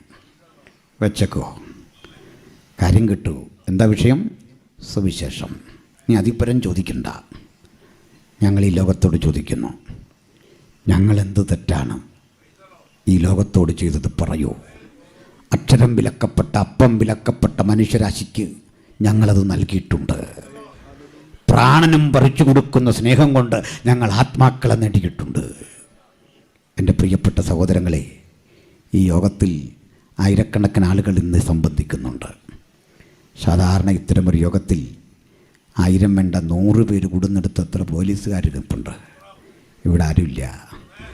100 കൊല്ലം പഴക്കമുള്ള കുമ്പനാട് കൺവെൻഷനിൽ, അതല്ലെങ്കിൽ TPMൻ്റെ കൺവെൻഷനിൽ, ചർച്ചക്കൂടിൻ്റെ കൺവെൻഷനിൽ നിങ്ങൾക്ക് പോലീസിനെ കാണിക്കാമോ? വണ്ടി തിരിച്ചുവിടാനൊക്കെ അവിടെ ആളുണ്ട്. ഒരക്രമ സംഭവം റിപ്പോർട്ട് ചെയ്യപ്പെട്ട ഒരു കാര്യം കാണിക്കാമോ? ഒരു ചെറിയ തെളിവ് കാണിക്കാമോ? കാണിക്കാനാവില്ല. അതാ ക്രിസ്ത്യാനിത്വത്തിൻ്റെ ശക്തി. ഞങ്ങളെ നിയന്ത്രിക്കുന്ന ദൈവത്തിൻ്റെ പരിശുദ്ധാത്മാവാണ്. ഹല്ലേലൂയ. നിയമുണ്ട് ചിലത് പറയാൻ, നമ്മുടെ വിഷയം തീരില്ല. പിടിച്ച് തിളച്ച എണ്ണയ്ക്കുള്ളിലിട്ടു. തിളച്ച എണ്ണയ്ക്കുള്ളിൽ നമ്മളെ ഇട്ട കത്തിപ്പോകാതൊന്നും ഇരിക്കില്ല. നമ്മളും കത്തിപ്പോവും. വണ്ടി ഇടിച്ച് നമ്മളും മരിക്കും. തല വെട്ടി നമ്മുടെ തലയും പോകും. നമുക്ക് വേണ്ടി ഒരു പ്രത്യേകിച്ചൊരു നിയമമൊന്നും ഈ രാജ്യത്തില്ല. നമ്മൾ മനുഷ്യരല്ലേ. എന്നാൽ അപൂർവ ഘട്ടങ്ങളിൽ വാളിൻ്റെ വായ്ത്തലയ്ക്ക് നമ്മൾ തെറ്റി ഒഴിയും. അപൂർവ ഘട്ടങ്ങളിൽ കല്ലേറ് വന്നാൽ കൊള്ളാതെ പോകും. അപൂർവ ഘട്ടങ്ങളിൽ മരണം വന്നാൽ ചാടിക്കിടക്കും. അപൂർവഘട്ടങ്ങളിൽ മാരക രോഗത്തിൽ നിന്ന് കുതിച്ചെഴുന്നേറ്റ് സൗഖ്യത്തോടെ ദൈവത്തെ ആരാധിക്കും. അപൂർവഘട്ടങ്ങളിൽ ഇത്തരത്തിൽ ചില അതിജീവനം വരും. അത് ശരിയാണ്. എന്നാൽ ചില ഘട്ടങ്ങളിൽ ഇതിനകത്ത് പെട്ടുപോകും. ഇത് രണ്ടും കാണുമ്പോൾ സന്തോഷം വരണം. കർത്താവിൻ നമ്മളെ മരണം കൊണ്ട് പരീക്ഷിച്ച് തിരുസന്നിധി ചേർക്കാൻ ആ പദ്ധതി ഇട്ടിട്ടുണ്ടെങ്കിൽ ആ മരണത്തിൻ്റെ മുഖത്ത് നോക്കിയിട്ട് പറയണം, പേടിയൊന്നുമില്ലെന്നേ, വിട്ടുപിരിഞ്ഞ് ക്രിസ്തുവിനോട് കൂടെ ആയിരിക്കുന്നത് ഏറെ നല്ലത്. മരണം മുമ്പിൽ കാട്ടി കർത്താവിൻ്റെ സമയമായിട്ടില്ലെങ്കിൽ ആ മരണത്തെ നോക്കിയിട്ട് പറയണം, എനിക്ക് ജീവിക്കുന്നത് ക്രിസ്തു, മരിക്കുന്നത് ലാഭം. ഇത് രണ്ടും അനുഭവിക്കാൻ സമർപ്പണം ചെയ്തവർക്ക് ഇനിയുള്ള കാലത്ത് ക്രിസ്ത്യ ജീവിതം എൻജോയ് ചെയ്യാൻ പറ്റൂ, ആസ്വദിക്കാൻ പറ്റൂ. സ്തോത്രം. ഡൊമീഷ്യൻ കൈസർ യോഹന്നാനെ തിളച്ചെണ്ണയിലിട്ടു. എണ്ണയ്ക്കൊന്നും ചെയ്യാൻ പറ്റിയില്ല. അദ്ദേഹം കത്തിയില്ല. ജയാളിയായി വന്നപ്പോൾ അദ്ദേഹത്തെ പിടിച്ച് ഒരു ബോട്ടിൽ കയറ്റി ദൂരെയുള്ള ഇന്നത്തെ തുർക്കിയുടെ ഭാഗമായൊരു സ്ഥലത്ത് ഈജിയൻ കടലിൻ്റെ തീരത്ത് പത്മോസ് ദ്വീപിലേക്ക് തട്ടി. വെറുതെ തട്ടുകല്ല, അതൊരു കൽക്കനിക്കനിയാണ്. 80, 85, 90 വയസ്സ് പ്രായമുള്ളൊരു വൃദ്ധനെ കൊണ്ട് കൽക്കരി ചുവന്നും അത് ബോട്ടിൽ കയറ്റിയും പണിയടിപ്പിക്കാൻ അയച്ചു. ഒറ്റക്കല്ല, കൊടും ക്രിമിനലുകളാണ് കൂടെയുള്ളത്. കൊലക്കേസിലെ പ്രതികൾ, നാടിൻ്റെ സമാധാനാന്തരീക്ഷം തകർത്ത തീവ്രവാദികൾ, ആർക്കും മെരുങ്ങാത്ത അടിമകൾ, പലതരത്തിൽപ്പെട്ട ആളുകൾ. ആ ക്രൂരന്മാരെ തള്ളുന്ന ഇടത്തേക്ക് ഭക്തനെയും തള്ളി. ഇടയ്ക്കിടയ്ക്ക് കപ്പൽ വരും, അതിൽ ചരക്കേറ്റി വിടണം. ഭക്ഷണം കിട്ടിയാലായി, ഇല്ലെങ്കിലായി. ഭക്ഷണപ്പൊതി കരക്കോട്ട് എറിഞ്ഞു കൊടുക്കും. കിട്ടുന്നവർക്ക് കിട്ടി, കിട്ടാത്തവർക്ക് കിട്ടില്ല. എല്ലും കോലവുമായി കിടക്കുന്ന നിരവധി ആളുകൾ, മരണം കാത്തുകിടക്കുന്നവർ, മരിച്ചു പോയവർ, ശവശരീരങ്ങൾ, അസ്ഥികൂടങ്ങൾ ഒക്കെ കൂടിക്കിടക്കുന്ന ആ പ്രദേശം നിങ്ങളൊന്ന് മനസ്സിൽ കാണൂ. എങ്ങോട്ട് തിരിഞ്ഞാലും മരണത്തിൻ്റെ ശ്മശാന മുഖത. എവിടെ തിരിഞ്ഞാലും കുറ്റവാളികളുടെ ആർത്തനാദവും ശബ്ദവും. ദാ വാഞ്ഞെടുക്കുന്ന കഴുകന്മാർ, ഇതാ കൊത്തിവലിച്ച് ശവശരീരം കീറിമുറിക്കാൻ വരുന്ന ചെന്നായ്ക്കൾ, കാട്ടുകരടികൾ, ഉന്മൂലനം ചെയ്യാൻ വരുന്ന മൃഗങ്ങൾ, അതിൻ്റെ അകത്ത് ക്രൂരന്മാരായ പടയാളികൾ. ഈ കൊടും ക്രൂരതയുടെ നടുവിൽ ഈ മനുഷ്യനും അങ്ങനെ കിടക്കുമ്പോൾ നിങ്ങൾക്ക് തോന്നുന്നുണ്ടോ ഭക്തൻ വിധിയെ ശപിച്ച്, പ്രായത്തെ ശപിച്ച് എന്തിനാണ് ഈ ജീവിതമെന്ന് ചോദിച്ച് സ്വയം അദ്ദേഹം നശിക്കുകയല്ല. അദ്ദേഹത്തിൻ്റെ അനുഭവം കൃത്യം എഴുതി വെച്ചു. ഇതൊക്കെ ശരിയാണ്. എൻ്റെ ചുറ്റുപാടും പറന്നു കളിക്കുന്ന കഴുകന്മാരെ ഞാൻ കണ്ടു, ആർത്തലക്കുന്ന സമുദ്രത്തെ കണ്ടു, ഈദിയൻ കടലിൻ്റെ തിരമാലകൾ ആർത്തലക്കുന്ന ഗംഭീര ശബ്ദം കേട്ടപ്പോൾ മരണത്തിന്റെ കിങ്കരന്മാരായ കഴുകന്മാർ മാംസം കൊത്തിപ്പറിച്ചു തിന്നാൻ അടുത്തു വരുമ്പോഴും അവിടേക്കല്ല ഞാൻ ശ്രദ്ധിച്ചത്. കർത്തൃദിവസത്തിൽ ഞാൻ ആത്മവിവശനായി. ഈ രാത്രിയും വചനം കേൾക്കുന്ന ഭക്തൻ ഒരു കാര്യം തിരിച്ചറിഞ്ഞുകൊള്ളണം. മരണത്തിന്റെ മുനമ്പത്തും ആത്മാവിൽ നിറയുന്ന, ആത്മശക്തി കൊണ്ട് പ്രതിസന്ധികളെ നേരിടുന്ന അത്യന്ത ശക്തിയുടെ വ്യാപാരം ഭക്തന്റെ മാത്രം സവിശേഷതയാണെങ്കിൽ അനുഭവിച്ചറിയുന്ന നമുക്ക് പറയാം, ഉലകത്തോട് മുഴുവൻ പറയാം, ഈ അതിജീവനത്തിന്റെ കരുത്തിന്റെ പിന്നിലെ കാരണം ഈ അത്യന്ത ശക്തി ഞങ്ങളുടെ സ്വന്തമല്ല, ഇത് ദൈവത്തിന്റെ ദാനമത്ര എന്ന് വരേണ്ടതിന് പകരപ്പെട്ടിരിക്കുന്നത് ഞങ്ങളുടെ മൺകൂടാരത്തിൽ. ഹല്ലേലൂയ. ദൈവദാസൻ ആത്മാവിൽ നിറഞ്ഞു. അപ്പം നമ്മളെ സംബന്ധിച്ചുള്ള ആൾ കൂടുന്നതും ഒറ്റയ്ക്കാകുന്നതും ആത്മാവിൽ ആരാധിക്കാൻ ഒരു തടസ്സമല്ല. അങ്ങനെയല്ലേ? എന്നെ സംബന്ധിച്ചോളം ഞാൻ ഒരാളെ ഉള്ളെങ്കിലും പ്രസംഗിക്കാൻ പോകുന്ന ഒരാളാണ്. ഒരു പ്രയാസം അതിൽ തോന്നിയിട്ടില്ല. ആളില്ലേ, ആളില്ലെങ്കിൽ കാറ്റിനോട് പ്രവചിക്കുക എന്നൊരു വചനമുണ്ട്. ആളില്ലെന്നോർത്ത് നിങ്ങൾ നമ്മളെ വിളിക്കാതിരിക്കേണ്ട, വണ്ടിക്കൂലിയില്ലെന്നോർത്ത് വിളിക്കാതിരിക്കേണ്ട, ആഹാരമില്ലെന്നോർത്ത് വിളിക്കാതിരിക്കേണ്ട, പാട്ടുകാരില്ലെന്നോർത്ത് വിളിക്കാതിരിക്കേണ്ട. പ്രസംഗിക്കാൻ നമ്മൾ തയ്യാറാന്നേ. സ്തോത്രം. എന്താ കാര്യം? നമുക്കൊക്കെ അല്പകാലമേ കർത്താവ് വെച്ചിട്ടുള്ളൂ. ആയുസ് നീട്ടിപ്പിടിക്കുന്നതിനേക്കാൾ നല്ലത് ആയുസിന് ആഴം വരട്ടെ, ജീവിതത്തിന് ആഴം വരട്ടെ. ആമേൻ. അപ്പോൾ ഭക്തൻ ആത്മാവിൽ ആരാധിച്ചപ്പോൾ തന്നോട് സംസാരിക്കുന്ന കർത്താവിൻ്റെ സാന്നിധ്യം കണ്ടു. അതൊക്കെ നമുക്കറിയാം. ഞാൻ ആ വഴി ഒത്തിരി പറഞ്ഞാൽ ഇതിൻ്റെ പ്രാവചനിക പൊരുൾ പറയാൻ നേരം കിട്ടില്ല, അവിടെയൊക്കെ പറയേണ്ടതാണ്. ഏതായാലും ഞാൻ ആദ്യത്തെ ഭാഗമൊക്കെ വിടുന്നു. ഈ വെളിപ്പാടിൻ്റെ 4-ാം അധ്യായം മുതലാണ് ദൃശ്യഭംഗിയുള്ള ഒട്ടേറെ കാഴ്ചകൾ. ഒറ്റ വാക്കിൽ പറഞ്ഞാൽ തുറക്കപ്പെട്ട സ്വർഗം യോഹന്നാൻ കാണുകയാണ്. ഈ തുറക്കപ്പെട്ട സ്വർഗം മറ്റു പലരും കണ്ടിട്ടുണ്ട്. സ്തെഫാനോസ്, സെയിൻറ്റ് പോള്, ഇവരൊക്കെ തുറക്കപ്പെട്ട സ്വർഗം കണ്ടവരാണ്. പക്ഷെ അതെല്ലാം എഴുതാൻ ദൈവം അവരെ അനുവദിച്ചില്ല. കൃത്യം അത് വിശദീകരിക്കാൻ ദൈവം കരുതി വെച്ചത് ഈ മനുഷ്യനെയാണ്. വയസ്സന്ന് 90 കേട്ടോ. 90 വയസ്സ് കഴിഞ്ഞു, ഇനി ഞാനെന്ത് ചെയ്യാനാന്ന് പറയരുത്. ഇനിയും കാണാം തുറക്കപ്പെട്ട സ്വർഗം. ആയുസൊട്ടും തീർന്നിട്ടില്ല, ഇനിയും കാണാം തുറക്കപ്പെട്ട സ്വർഗം. അപ്പോൾ ഈ തുറക്കപ്പെട്ട സ്വർഗത്തിലെ മനോഹരമായൊരു കാഴ്ച, നമ്മളെപ്പോഴും ഈ സ്വർഗമേ കാണാവൂ. ചില സഹോദരിമാരൊക്കെ സ്വർഗം കണ്ട പുസ്തകം ഈ ബുക്ക് സ്റ്റാളിൽ കിട്ടും. ഒന്നും മേടിച്ച് തലയ്ക്ക് സുഖമില്ലാത്ത പരിപാടി ചെയ്യരുത്. തലയ്ക്ക് ഓളമുള്ള ഒത്തിരി കക്ഷികൾ ഇത്തരം കാഴ്ചകൾ കാണാറുണ്ട്. അതിൻ്റെ പുറകൊന്നും പോകല്. ബൈബിളിലുണ്ടല്ലോ നല്ല ഒന്നാന്തരം സ്വർഗം. അത് കണ്ടാൽ മതി, അത് വായിച്ചാൽ മതി. ഏതായാലും ആ സ്വർഗം കണ്ടു. ആ സ്വർഗം ഞാനൊന്ന് വിശദീകരിക്കാം. ഭക്തൻ പറയുക, അനന്തരം സ്വർഗം തുറന്നിരിക്കുന്നത് ഞാൻ കണ്ടു. എവിടെ കിടന്ന? പത്മോസിൽ, യെരുസലേമിൻ്റെ മനോഹാരിതയിൽ, സുലഭമായ ജീവിത സൗകര്യങ്ങളുള്ള സ്ഥലത്ത് കാണാത്ത കാഴ്ചകൾ കാണാൻ അവൻ ചിലപ്പോൾ പത്മോസ് നമുക്ക് ഒരുക്കും. ഒരുക്കപ്പെട്ട പത്മോസ് അനുഭവിക്കാൻ സമർപ്പണം ചെയ്തവനൊരു കാര്യം ഉറപ്പാ, തുറക്കപ്പെട്ടൊരു സ്വർഗം അവൻ്റെ കാഴ്ചയ്ക്ക് മുമ്പിൽ ഒരിക്കലും മറക്കാനാവാത്തൊരനുഭവമായി അവൻ കരുതി വച്ചിട്ടുണ്ട്. അതുകൊണ്ട് പത്മോസിലേക്ക് അയച്ചാൽ പോകാൻ മറക്കണ്ട. നമ്മളിപ്പലരും പോകുകയില്ല, അവിടെ 2 കുടുംബമുള്ളെന്ന് പറഞ്ഞു. എന്നോടൊരിക്കൽ ഒരാൾ ചോദിച്ചു, എന്നെ ഇങ്ങനെ സ്ഥലം മാറ്റിയ ഞാൻ എന്താ ചെയ്യുന്നത്? ഞാൻ ചോദിച്ചു, എന്താ പറ്റിച്ചാ? നിങ്ങൾക്ക് ഓഫീസിലിരുന്ന് എഴുതിയാൽ മതി, എനിക്ക് ഷുഗറുള്ള കാര്യം നിങ്ങൾ ഓർത്തോന്ന് ചോദിച്ചു. ഞാൻ പറഞ്ഞു, അച്ഛന് ഷുഗറുള്ള കാര്യം ഞാൻ ഓർത്തിട്ട് എന്ത് ചെയ്യാനാ? ആയ കാലത്ത് ഐസ്ക്രീമൊക്കെ ആവശ്യത്തിന് കഴിച്ച്, അല്ലെങ്കിൽ തന്നെ ഈ ഷുഗറുള്ളവരെ കണ്ടാൽ എളുപ്പം തിരിച്ചറിയാം.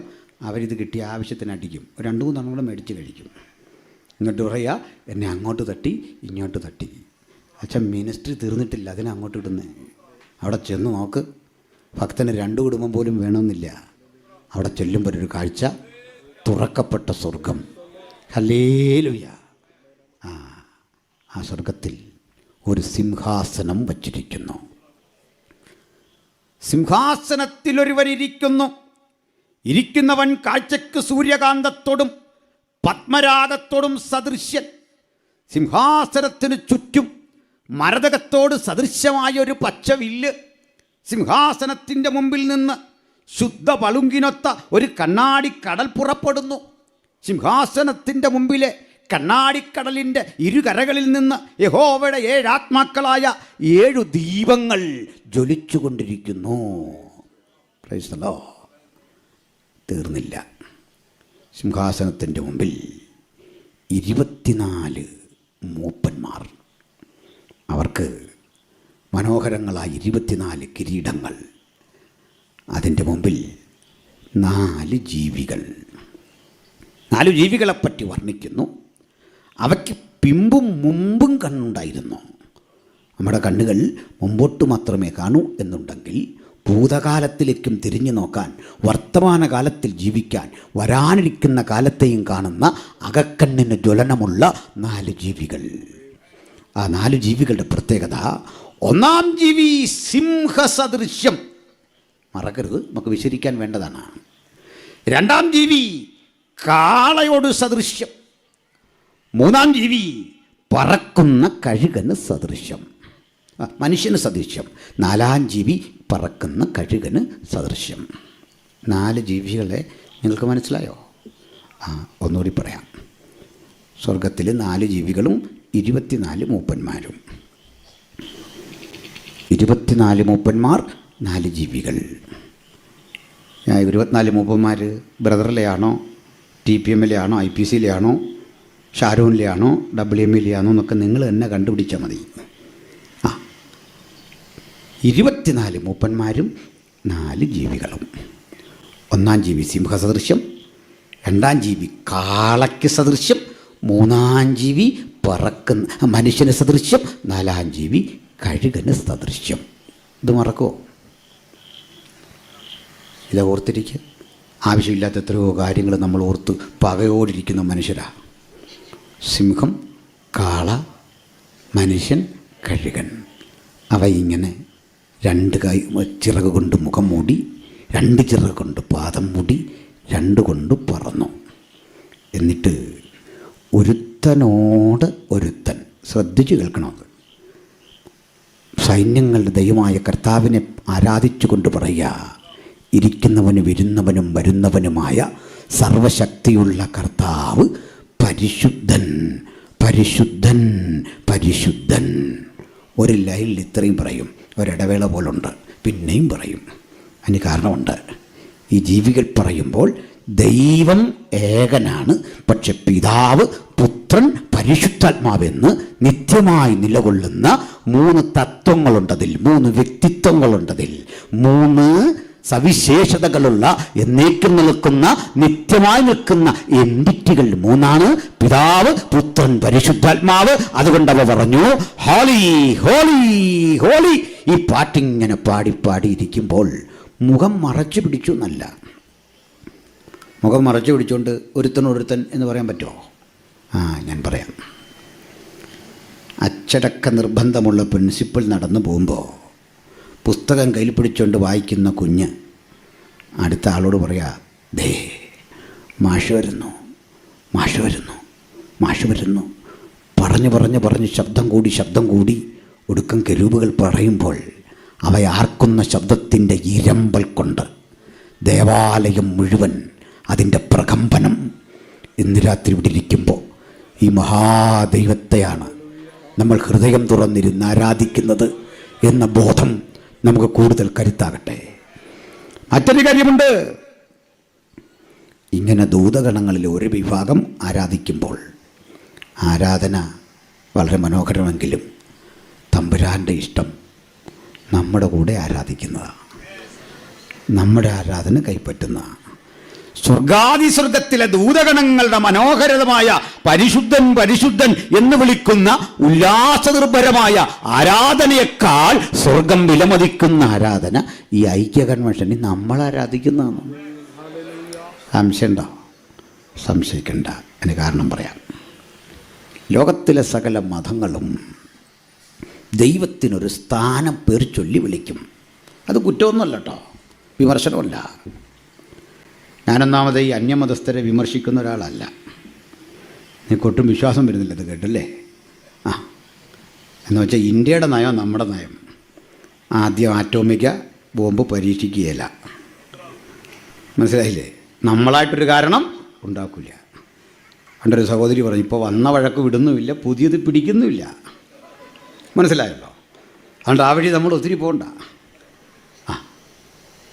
ചുരുക്കി പറഞ്ഞാൽ സംഭവിച്ചെന്താ? ലോകത്തിലെ സകല മതങ്ങളും ദൈവത്തെ ചിലർ ഈശ്വര, അല്ലേ ദൈവമേ, വേണ്ട നമുക്ക് ബൈബിളിലേക്ക് തന്നെ വരാം. ജൂതൻ വിളിക്കും യാഹുവേ, എൻ്റെ യഹോവേ എന്ന് വിളിക്കും. യാഹുവേ, അഡോണായ് ഇതൊക്കെ വിളിക്കും. എൻ്റെ നാഥ, എൻ്റെ കർത്താവേ, എൻ്റെ ദൈവമേ, ഈശ്വര എന്നൊക്കെ വിളിക്കും. നിങ്ങൾക്ക് പക്ഷേ ഒരു കാര്യം അറിയാമോ? നാം എങ്ങനെയാണ് ദൈവത്തെ വിളിക്കുക? ഉലകം മനസ്സിലാക്കിക്കൊള്ളുക.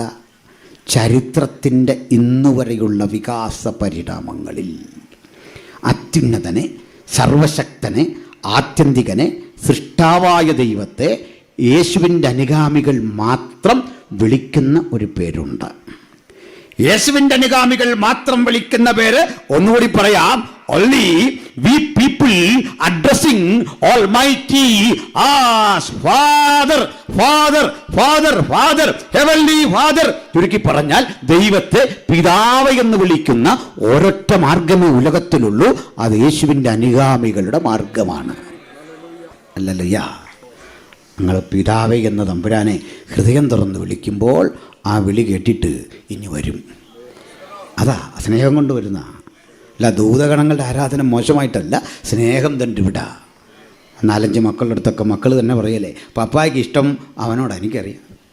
അതിന് കാരണം പപ്പായ അങ്ങോട്ട് സ്നേഹിച്ചാലേ പപ്പ ഇങ്ങോട്ട് സ്നേഹിക്കുകയുള്ളൂ. അല്ലെങ്കിൽ പൊതുവിലൊരു സ്നേഹമുണ്ട്, അത് നിനക്ക് തരും. ഓഹരിയും നിനക്ക് തരും, പിണക്കമൊന്നുമില്ലെന്നേ. ഇത് റെസിപ്രോക്കലല്ലേ, കൊണ്ടും കൊടുത്തും ഒക്കെ മേടിക്കേണ്ട, കൊടുത്തു വാങ്ങേണ്ടതാ ഇതല്ലേ? സ്തോത്രം. ആർക്കെങ്കിലും ദൈവത്തിന് സ്നേഹം കുറഞ്ഞുപോയി എന്ന് തോന്നുന്നെങ്കിൽ ഒരു കാര്യമേ ഉള്ളൂ, അങ്ങോട്ട് സ്നേഹം പകരണം. അവനുള്ള സ്നേഹം അങ്ങോട്ട് കൊടുക്കുമ്പോൾ ആ സ്നേഹം നിറഞ്ഞു കവിയുന്ന അനുഭവത്തിൽ തൻ്റെ മക്കൾക്ക് ഇങ്ങോട്ട് ലഭിക്കും. സ്തോത്രം. ഈ കാഴ്ചകൾക്ക് നടുവിൽ ഈ രംഗം മറക്കരുത്. തുറക്കപ്പെട്ട സ്വർഗം.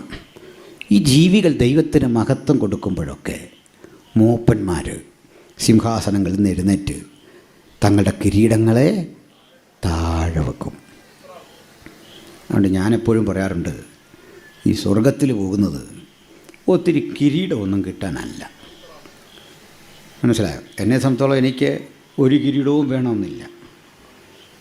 ഒരു കിരീടവും വേണമെന്നില്ലെന്ന് പറയാൻ കാരണം എൻ്റെ എളിമത്തം കൊണ്ടല്ല. ഞാൻ അതിന് തക്കതായിട്ട് പ്രത്യേകിച്ചൊന്നും ചെയ്യുന്നില്ല കിരീടം കിട്ടാൻ പാകത്തിന്. ഒത്തിരി കിരീടം എന്തിനാ? മറ്റൊന്ന്, പിന്നെ നിങ്ങളെല്ലാം ഓരോ കിരീടം വെക്കുമ്പോൾ നമുക്കും തരക്കേടില്ലാത്ത പഴയ ഒരെണ്ണം കിട്ടിയാൽ കുഴപ്പമില്ലെന്നുണ്ട്. നിങ്ങളൊന്ന് ആലോചിച്ച്, നിങ്ങളെല്ലാം കിരീടം വെച്ച് പോകുമ്പോൾ സാധുവായ നമുക്കവിടെ ഉണ്ടെങ്കിലൊരു കിരീടം, അല്ല നമുക്ക് അത് നിർബന്ധമൊന്നുമില്ല. സ്വർഗത്തിൽ പോകുന്ന കിരീടം കിട്ടാനോ തങ്കത്തെരുവീതി വഴി ഉല്ലസിച്ച് നടക്കാനോ ജീവവൃക്ഷത്തിൻ്റെ ഫലം ഇതൊന്നും എനിക്ക് വലിയ വിഷയമല്ല. അണ്ടങ്ങൾ പിണങ്ങി എന്നോട് പറയാം, നീ തങ്കത്തെരുവീതി വഴി നടക്കണ്ട, എവിടെയെങ്കിലും ഇരുന്നു എന്ന് പറഞ്ഞാലും എനിക്കതിലൊരു വിരോധമില്ല.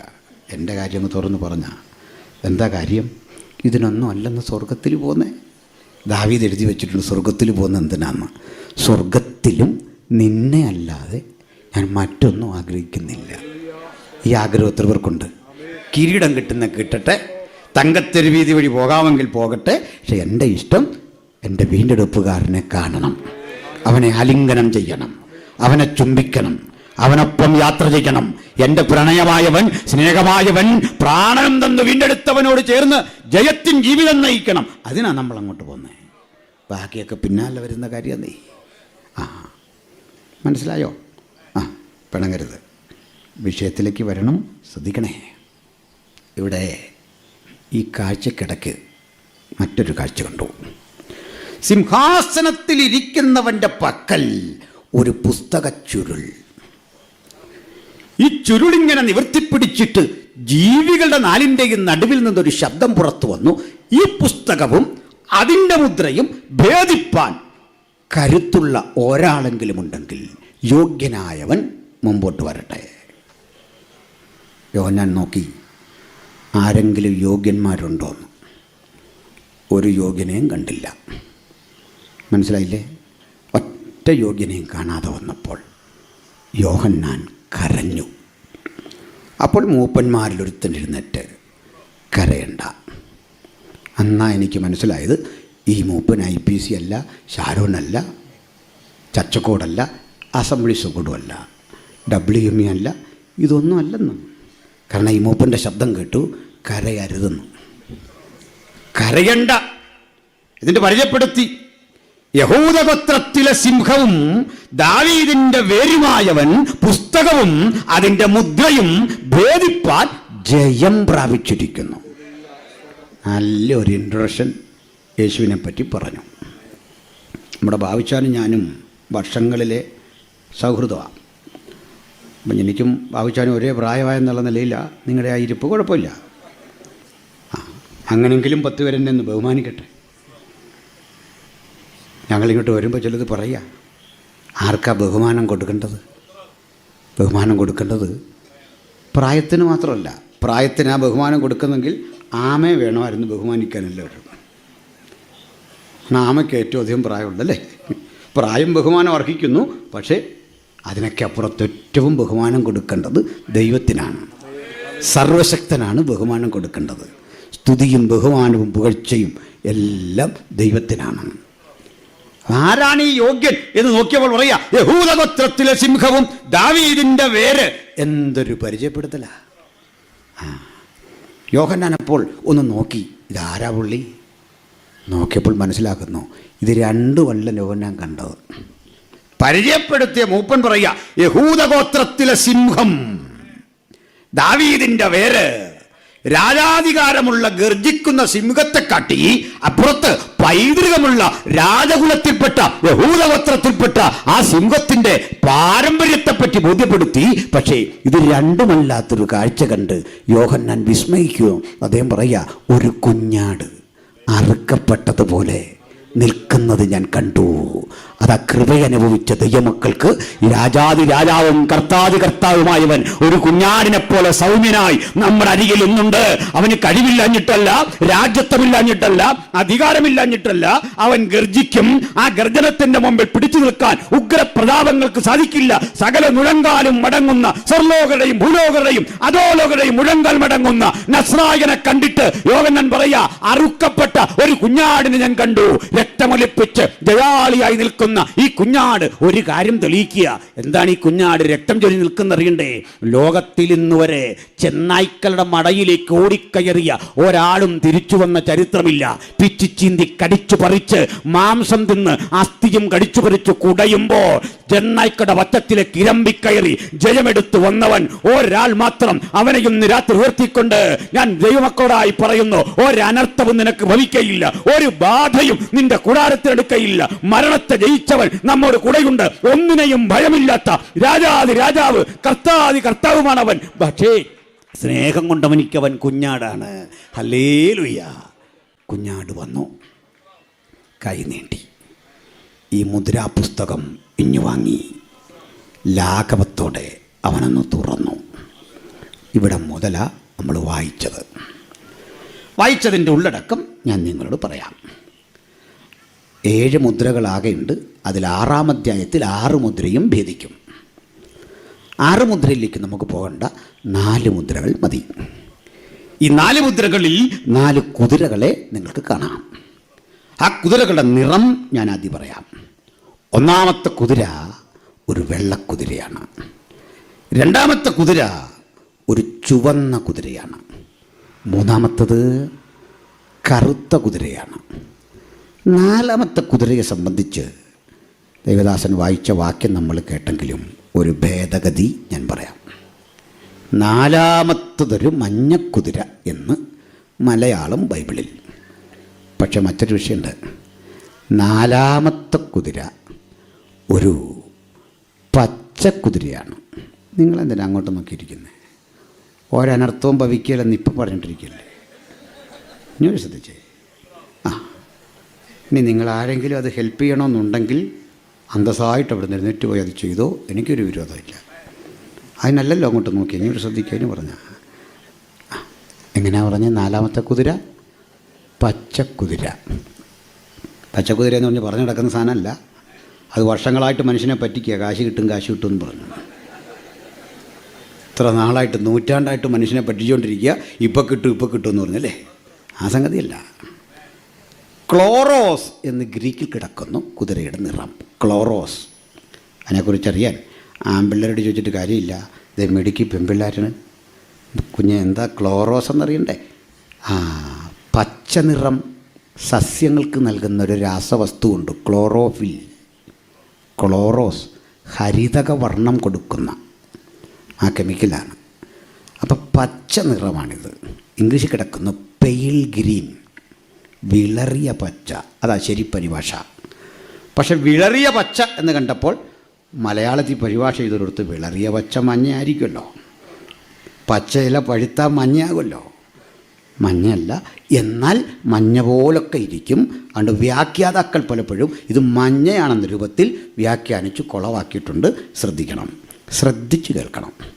ഇവിടെ എന്താണ് ഈ 4 കുതിരകൾ? ഈ കുതിരകൾ പ്രതികരിക്കുന്ന ആശയപ്രശ്നമെന്ത്? അതിലേക്കാണ് ഇനി പോകുന്നത്. ഈ കുതിരകളെ വ്യാഖ്യാനിച്ച പലരും പറഞ്ഞ പരമ്പരാഗത ചിന്തയോട് എനിക്ക് യോജിപ്പില്ല. അതിന് പിണങ്ങാൻ വരട്ടെ. ഞാൻ ഈ കുതിരയെക്കുറിച്ച് എഴുതിയ മിക്ക പണ്ഡിതന്മാരുടെയും മലയാളത്തിലും ഇംഗ്ലീഷിലുമുള്ള പുസ്തകങ്ങൾ പരതിയിട്ടുണ്ട്. ഈ പുസ്തകങ്ങളൊക്കെ പരതുമ്പോൾ പറയുന്നു വെള്ളക്കുതിര എതിർ ക്രിസ്തുവാണ്. എനിക്ക് യോജിപ്പില്ല. വെള്ളക്കുതിര ആദ്യം സമാധാനം പറഞ്ഞു വന്ന് ആയുധധാരിയായി മാറി. അവൻ ചുവന്ന കുതിരയായി യുദ്ധം ചെയ്ത്, കറുത്ത കുതിരയായി ക്ഷാമം വിതച്ച്, മഞ്ഞക്കുതിരയായി മരണം വിതയ്ക്കും. ഇതാണ് വ്യാഖ്യാനം. യോജിപ്പില്ലാത്ത കാര്യം, ഒരു കുതിരയ്ക്ക് വരുന്ന നിറഭേദമല്ല ഇവിടെ. 4 കുതിരയാണ്. കാരണം രണ്ടാമത് വായിക്കുമ്പോൾ പറയാ മറ്റൊരു കുതിര പുറപ്പെട്ടു.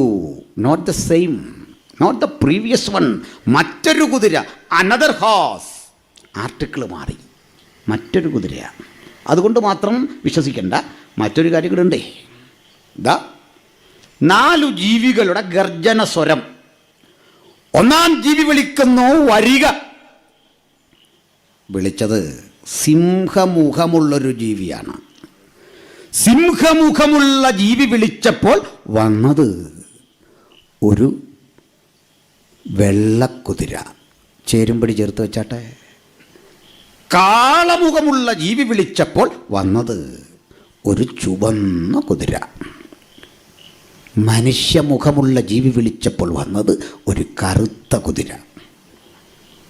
കഴുകൻ വിളിച്ചപ്പോൾ വന്നത് വിളറിയ പച്ചക്കുതിര. 4 വ്യക്തത വന്നോ? ഏതെങ്കിലും ഒരു വ്യാഖ്യാന കൃതിയിൽ ഈ ജീവികളുടെ വിളിയെപ്പറ്റി ഒന്നും മിണ്ടുന്നില്ല. എന്തിനാണ് ഈ ജീവി വിളിച്ചത്? മാത്രമല്ല, ഈ ജീവികളുടെ വിളിയുടെ പ്രത്യേകത അത്യുച്ചനാദത്തിലാണ് വിളിക്കുന്നത്. ഗർജിക്കുന്ന ഇടിമുഴക്കം പോലെ വിളിച്ചു എന്നാണ്. ഇപ്പോൾ ഗൗരവമില്ലേ? ഗൗരവമുണ്ട്. പറയാം. പന്ത് കളിച്ചുകൊണ്ടിരിക്കുന്ന മോനെ നമ്മൾ വിളിച്ചു, മോനെ ഇഞ്ഞു വന്നേ, വരുന്നേ, പിന്നെ അടിച്ച ഗോളടിക്കാൻ പോവാ. മോനെ അത്യാവശ്യം ഇതാ വരുന്നു. ഒരു 3-4 റൗണ്ട് കഴിയുമ്പോൾ നമ്മുടെ വിളിയിലോട്ട് ഓട് മാറുകയല്ലേ, മോനെ ഡാ. ഇതാ അത്യുച്ചനാദമുള്ള വിളി. ഗൗരവമുണ്ടെന്ന്. സംഗതി ഗൗരവമാണ്.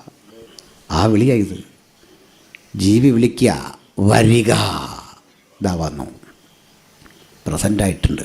ഞാനുണ്ടേ എന്ന് പറയും പോലെ ഒരു വെള്ളക്കുതിര. ഈ ജീവികളുടെ വിളിയെപ്പറ്റി മിക്ക വ്യാഖ്യാതാക്കളും മിണ്ടുന്നില്ല. അല്ലെങ്കിൽ തന്നെ ഈ വ്യാഖ്യാതാക്കൾ അറിയാൻ പാടില്ലാത്തൊരു സമയം വരും പറയും, വിസ്താര ഭയത്താൽ വിട്ടുകളയുന്നു. രക്ഷയുടെ ഭദ്രതയെ കരുതി ഇങ്ങനെ കോളവാക്കിയ ആളുകൾ നമ്മുടെ ഇടയിലുണ്ട്. രക്ഷിക്കപ്പെട്ട മനുഷ്യൻ എന്ത് ചെയ്താലും യാതൊരു പ്രശ്നമില്ല, സ്വർഗം റിസേർവ്ഡാണ്.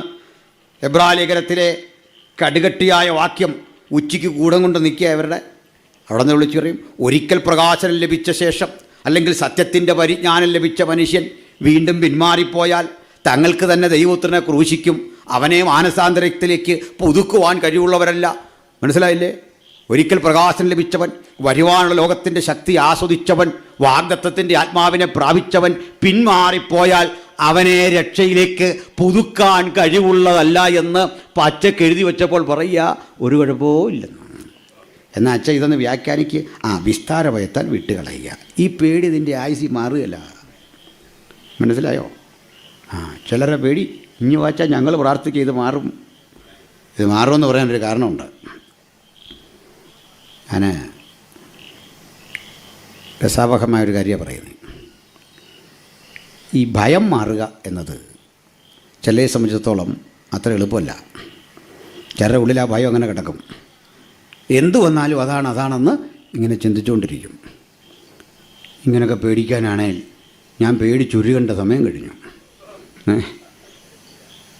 എനിക്ക് പേടിക്കാൻ നമുക്ക് പേടിയില്ലാഞ്ഞിട്ടല്ല, ഈ പലതവണ ആയപ്പോൾ പേടിയോടുള്ള റെസ്പെക്റ്റ് അങ്ങ് പോയി. മനസ്സിലായോ പറഞ്ഞേ? പേടിയോട് നമുക്കൊരു ബഹുമാനമില്ലേ, അതങ്ങ് പോയി കിട്ടിയെന്നാണ്. അതാ വിഷയം.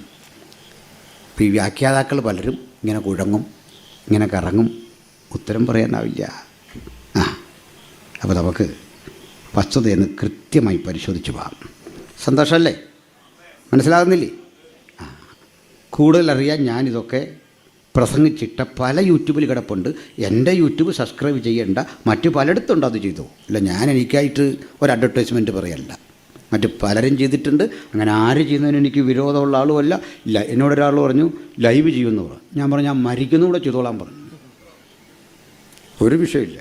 അന്ത്യനിമിഷം വരെയും പകർത്തി യാതൊരു കുഴപ്പമില്ല. പിന്നെ അതൊന്ന് പറഞ്ഞേക്കണം. കാരണം അകത്ത് പറയേണ്ടതും പുറത്ത് പറയേണ്ടതുണ്ടല്ലേ. ചില മഹാന്മാർക്ക് അതറിയില്ല. അകത്ത് പറയേണ്ടല്ല, നാട്ടുകാരെ കേൾപ്പിക്കും. മനസ്സിലായില്ലേ?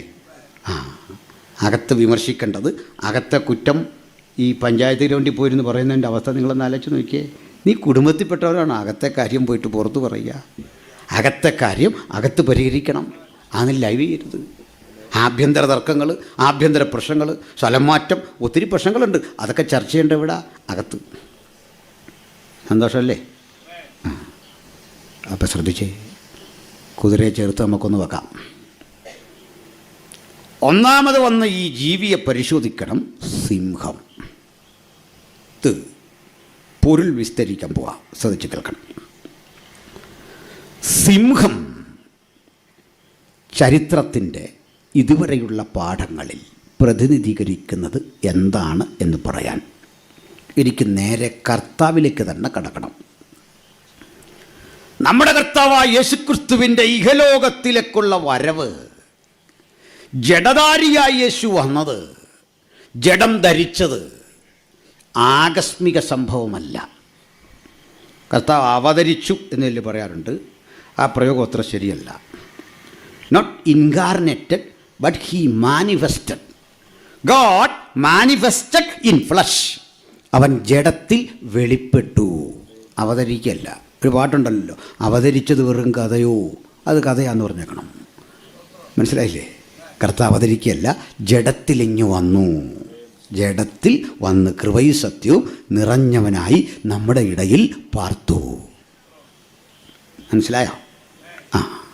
അപ്പോൾ കർത്താവായ യേശുക്രിസ്തു പിറവി കൊള്ളുന്നത് ഒരാകസ്മിക സംഭവമല്ല.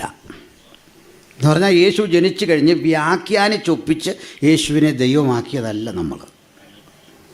പണ്ടൊരു ടീച്ചർ, അതുപോലെ മുടിയുള്ളൊരു ടീച്ചറായിരുന്നു. ഒരു കുട്ടികളെ ഡാൻസ് പഠിപ്പിച്ചുകൊണ്ടിരിക്കുക. അപ്പോൾ ഈ തല ഇങ്ങനെ ടാട്ടിയ വടിക്ക് മുടിയെല്ലാം കൂടെ മുമ്പോട്ട് വീണു. അവരതിങ്ങനെ കോതി പുറകോട്ടിട്ടപ്പോൾ കുട്ടികൾ ഓർത്തു ഇത് ഒരു സ്റ്റെപ്പാണ്. കുട്ടികൾ ഇതുപോലെ തന്നെ കാണിച്ചു. ഈ അബദ്ധം ഇങ്ങനെ തുടരുക. ടീച്ചർക്കും പിൻവലിക്കാൻ പറ്റുന്നില്ല. ടീച്ചർ പറഞ്ഞു അത് ഒരു സ്റ്റെപ്പാ. അല്ല, ഞങ്ങൾ വ്യാഖ്യാനിച്ച് നൃത്തം അല്ലാത്തതിനെ നൃത്തമാക്കത്തില്ല. യേശുവിനെക്കുറിച്ച് 200-ലധികം പ്രവചനം യേശു ജനിക്കുന്നതിന് മുമ്പുണ്ടായിരുന്നു. യേശു എവിടെ ജനിക്കണം, ഏത് ഗോത്രത്തിൽ ജനിക്കണം, ഏത് സ്ഥലത്ത് ജനിക്കണം, അവൻ മിസ്രൈമിലേക്ക് പോകണം. അവൻ മിസ്രൈമിൽ തിരികെ വരുമ്പോൾ നസ്രായൻ എന്ന് വിളിക്കപ്പെടണം. അവൻ നസ്രത്തിൽ വളരണം. നസ്രത്തിൽ വളർന്നവനെ നസ്രായൻ എന്ന് വിളിക്കണം.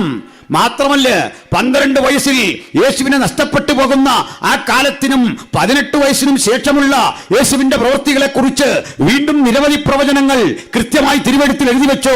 അവൻ എങ്ങനെ മരിക്കണം, ദൈവത്തിന്റെ ക്രിസ്തു കഷ്ടമനുഭവിച്ച് ക്രൂശു സഹിച്ച് മരിച്ച് അടക്കപ്പെട്ട് ഉയർത്തെഴുന്നേൽക്കണം എന്ന് കൃത്യം എഴുതി വെച്ചതുപോലെ ജനിച്ച് മരിച്ചടക്കപ്പെട്ട് ഉയർത്തെഴുന്നേറ്റവൻ ഒരുവൻ മാത്രമേ ഉലകത്തിലുള്ളൂ. അവിടുത്തെ പേരാണ് കർത്താവായ യേശുക്രിസ്തു. ഹല്ലേലൂയ. അല്ല, സംഭവിച്ച സംഭവങ്ങളെ വ്യാഖ്യാനിച്ചുരുട്ടുകല്ലിത്. അതിന് കാരണമുണ്ട്, പറയാം. ഞാൻ ഒരു ചർച്ചയിൽ എത്തിസ്റ്റുകളാണ് അപ്പുറത്ത്, എന്ന് വെച്ചാൽ നിരീശ്വരവാദികളായ ആളുകൾ. അവരാരും മോശപ്പെട്ടവരല്ല, എൻ്റെ നല്ല സുഹൃത്തുക്കളാണ്. അവരോട് സൗഹൃദം കൂടുന്നത് ഒരു തെറ്റായിട്ടൊന്നും എനിക്ക് തോന്നിയിട്ടില്ല. നല്ല മനുഷ്യർ അവരാണ് അപ്പുറത്ത്. ഒന്നാമത് ഈ എത്തിസ്റ്റുകളെന്ന് പറഞ്ഞാൽ ഈ പറച്ചിലേ ഉള്ളൂ, മഹാപേടിത്തൊണ്ടന്മാരാണ് ഉള്ളിൽ. ഞാനൊരു വസ്തുത പറയാം. എനിക്കൊരു കൂട്ടുകാരനുണ്ട്, ഒരു എത്തിസ്റ്റ്.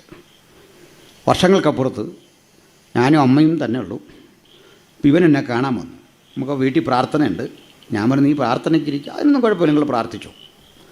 പ്രാർത്ഥന കഴിഞ്ഞ് ഞാനിവനോട് ദൈവത്തെ പറ്റിയൊക്കെ പറഞ്ഞു. എന്ത് ദൈവമാടാ, എത്രയോ മനുഷ്യർ ചാകുന്നു, ഈ കുഞ്ഞുങ്ങളെല്ലാം ഇങ്ങനെ മരിക്കുന്നു, ഭക്ഷണം കിട്ടാതെ മരിക്കുമ്പോൾ നിൻ്റെ ഈ ദൈവം എവിടെ ഇരിക്കുക? ഒത്തിരി കഥകൾ അവൻ പറഞ്ഞപ്പോൾ എനിക്ക് മനസ്സിലായി ഇവന് കൊടുക്കേണ്ട ആയുധം ഇതല്ല, ഡോസ് വേറെ ഉണ്ട് ഞങ്ങളുടെ. ഞാൻ ചോദിച്ചു നീ ഇന്നിനെയും പോകുന്നുണ്ടോ? ഉണ്ട്. ഇതുവഴിയാണ് പോകുന്നത്? സ്ഥലം പറഞ്ഞപ്പോൾ ഞാൻ പറഞ്ഞു ആ ശ്മശാനത്തിൻ്റെ അതിൻ്റെ താഴെ കൂടല്ലേ.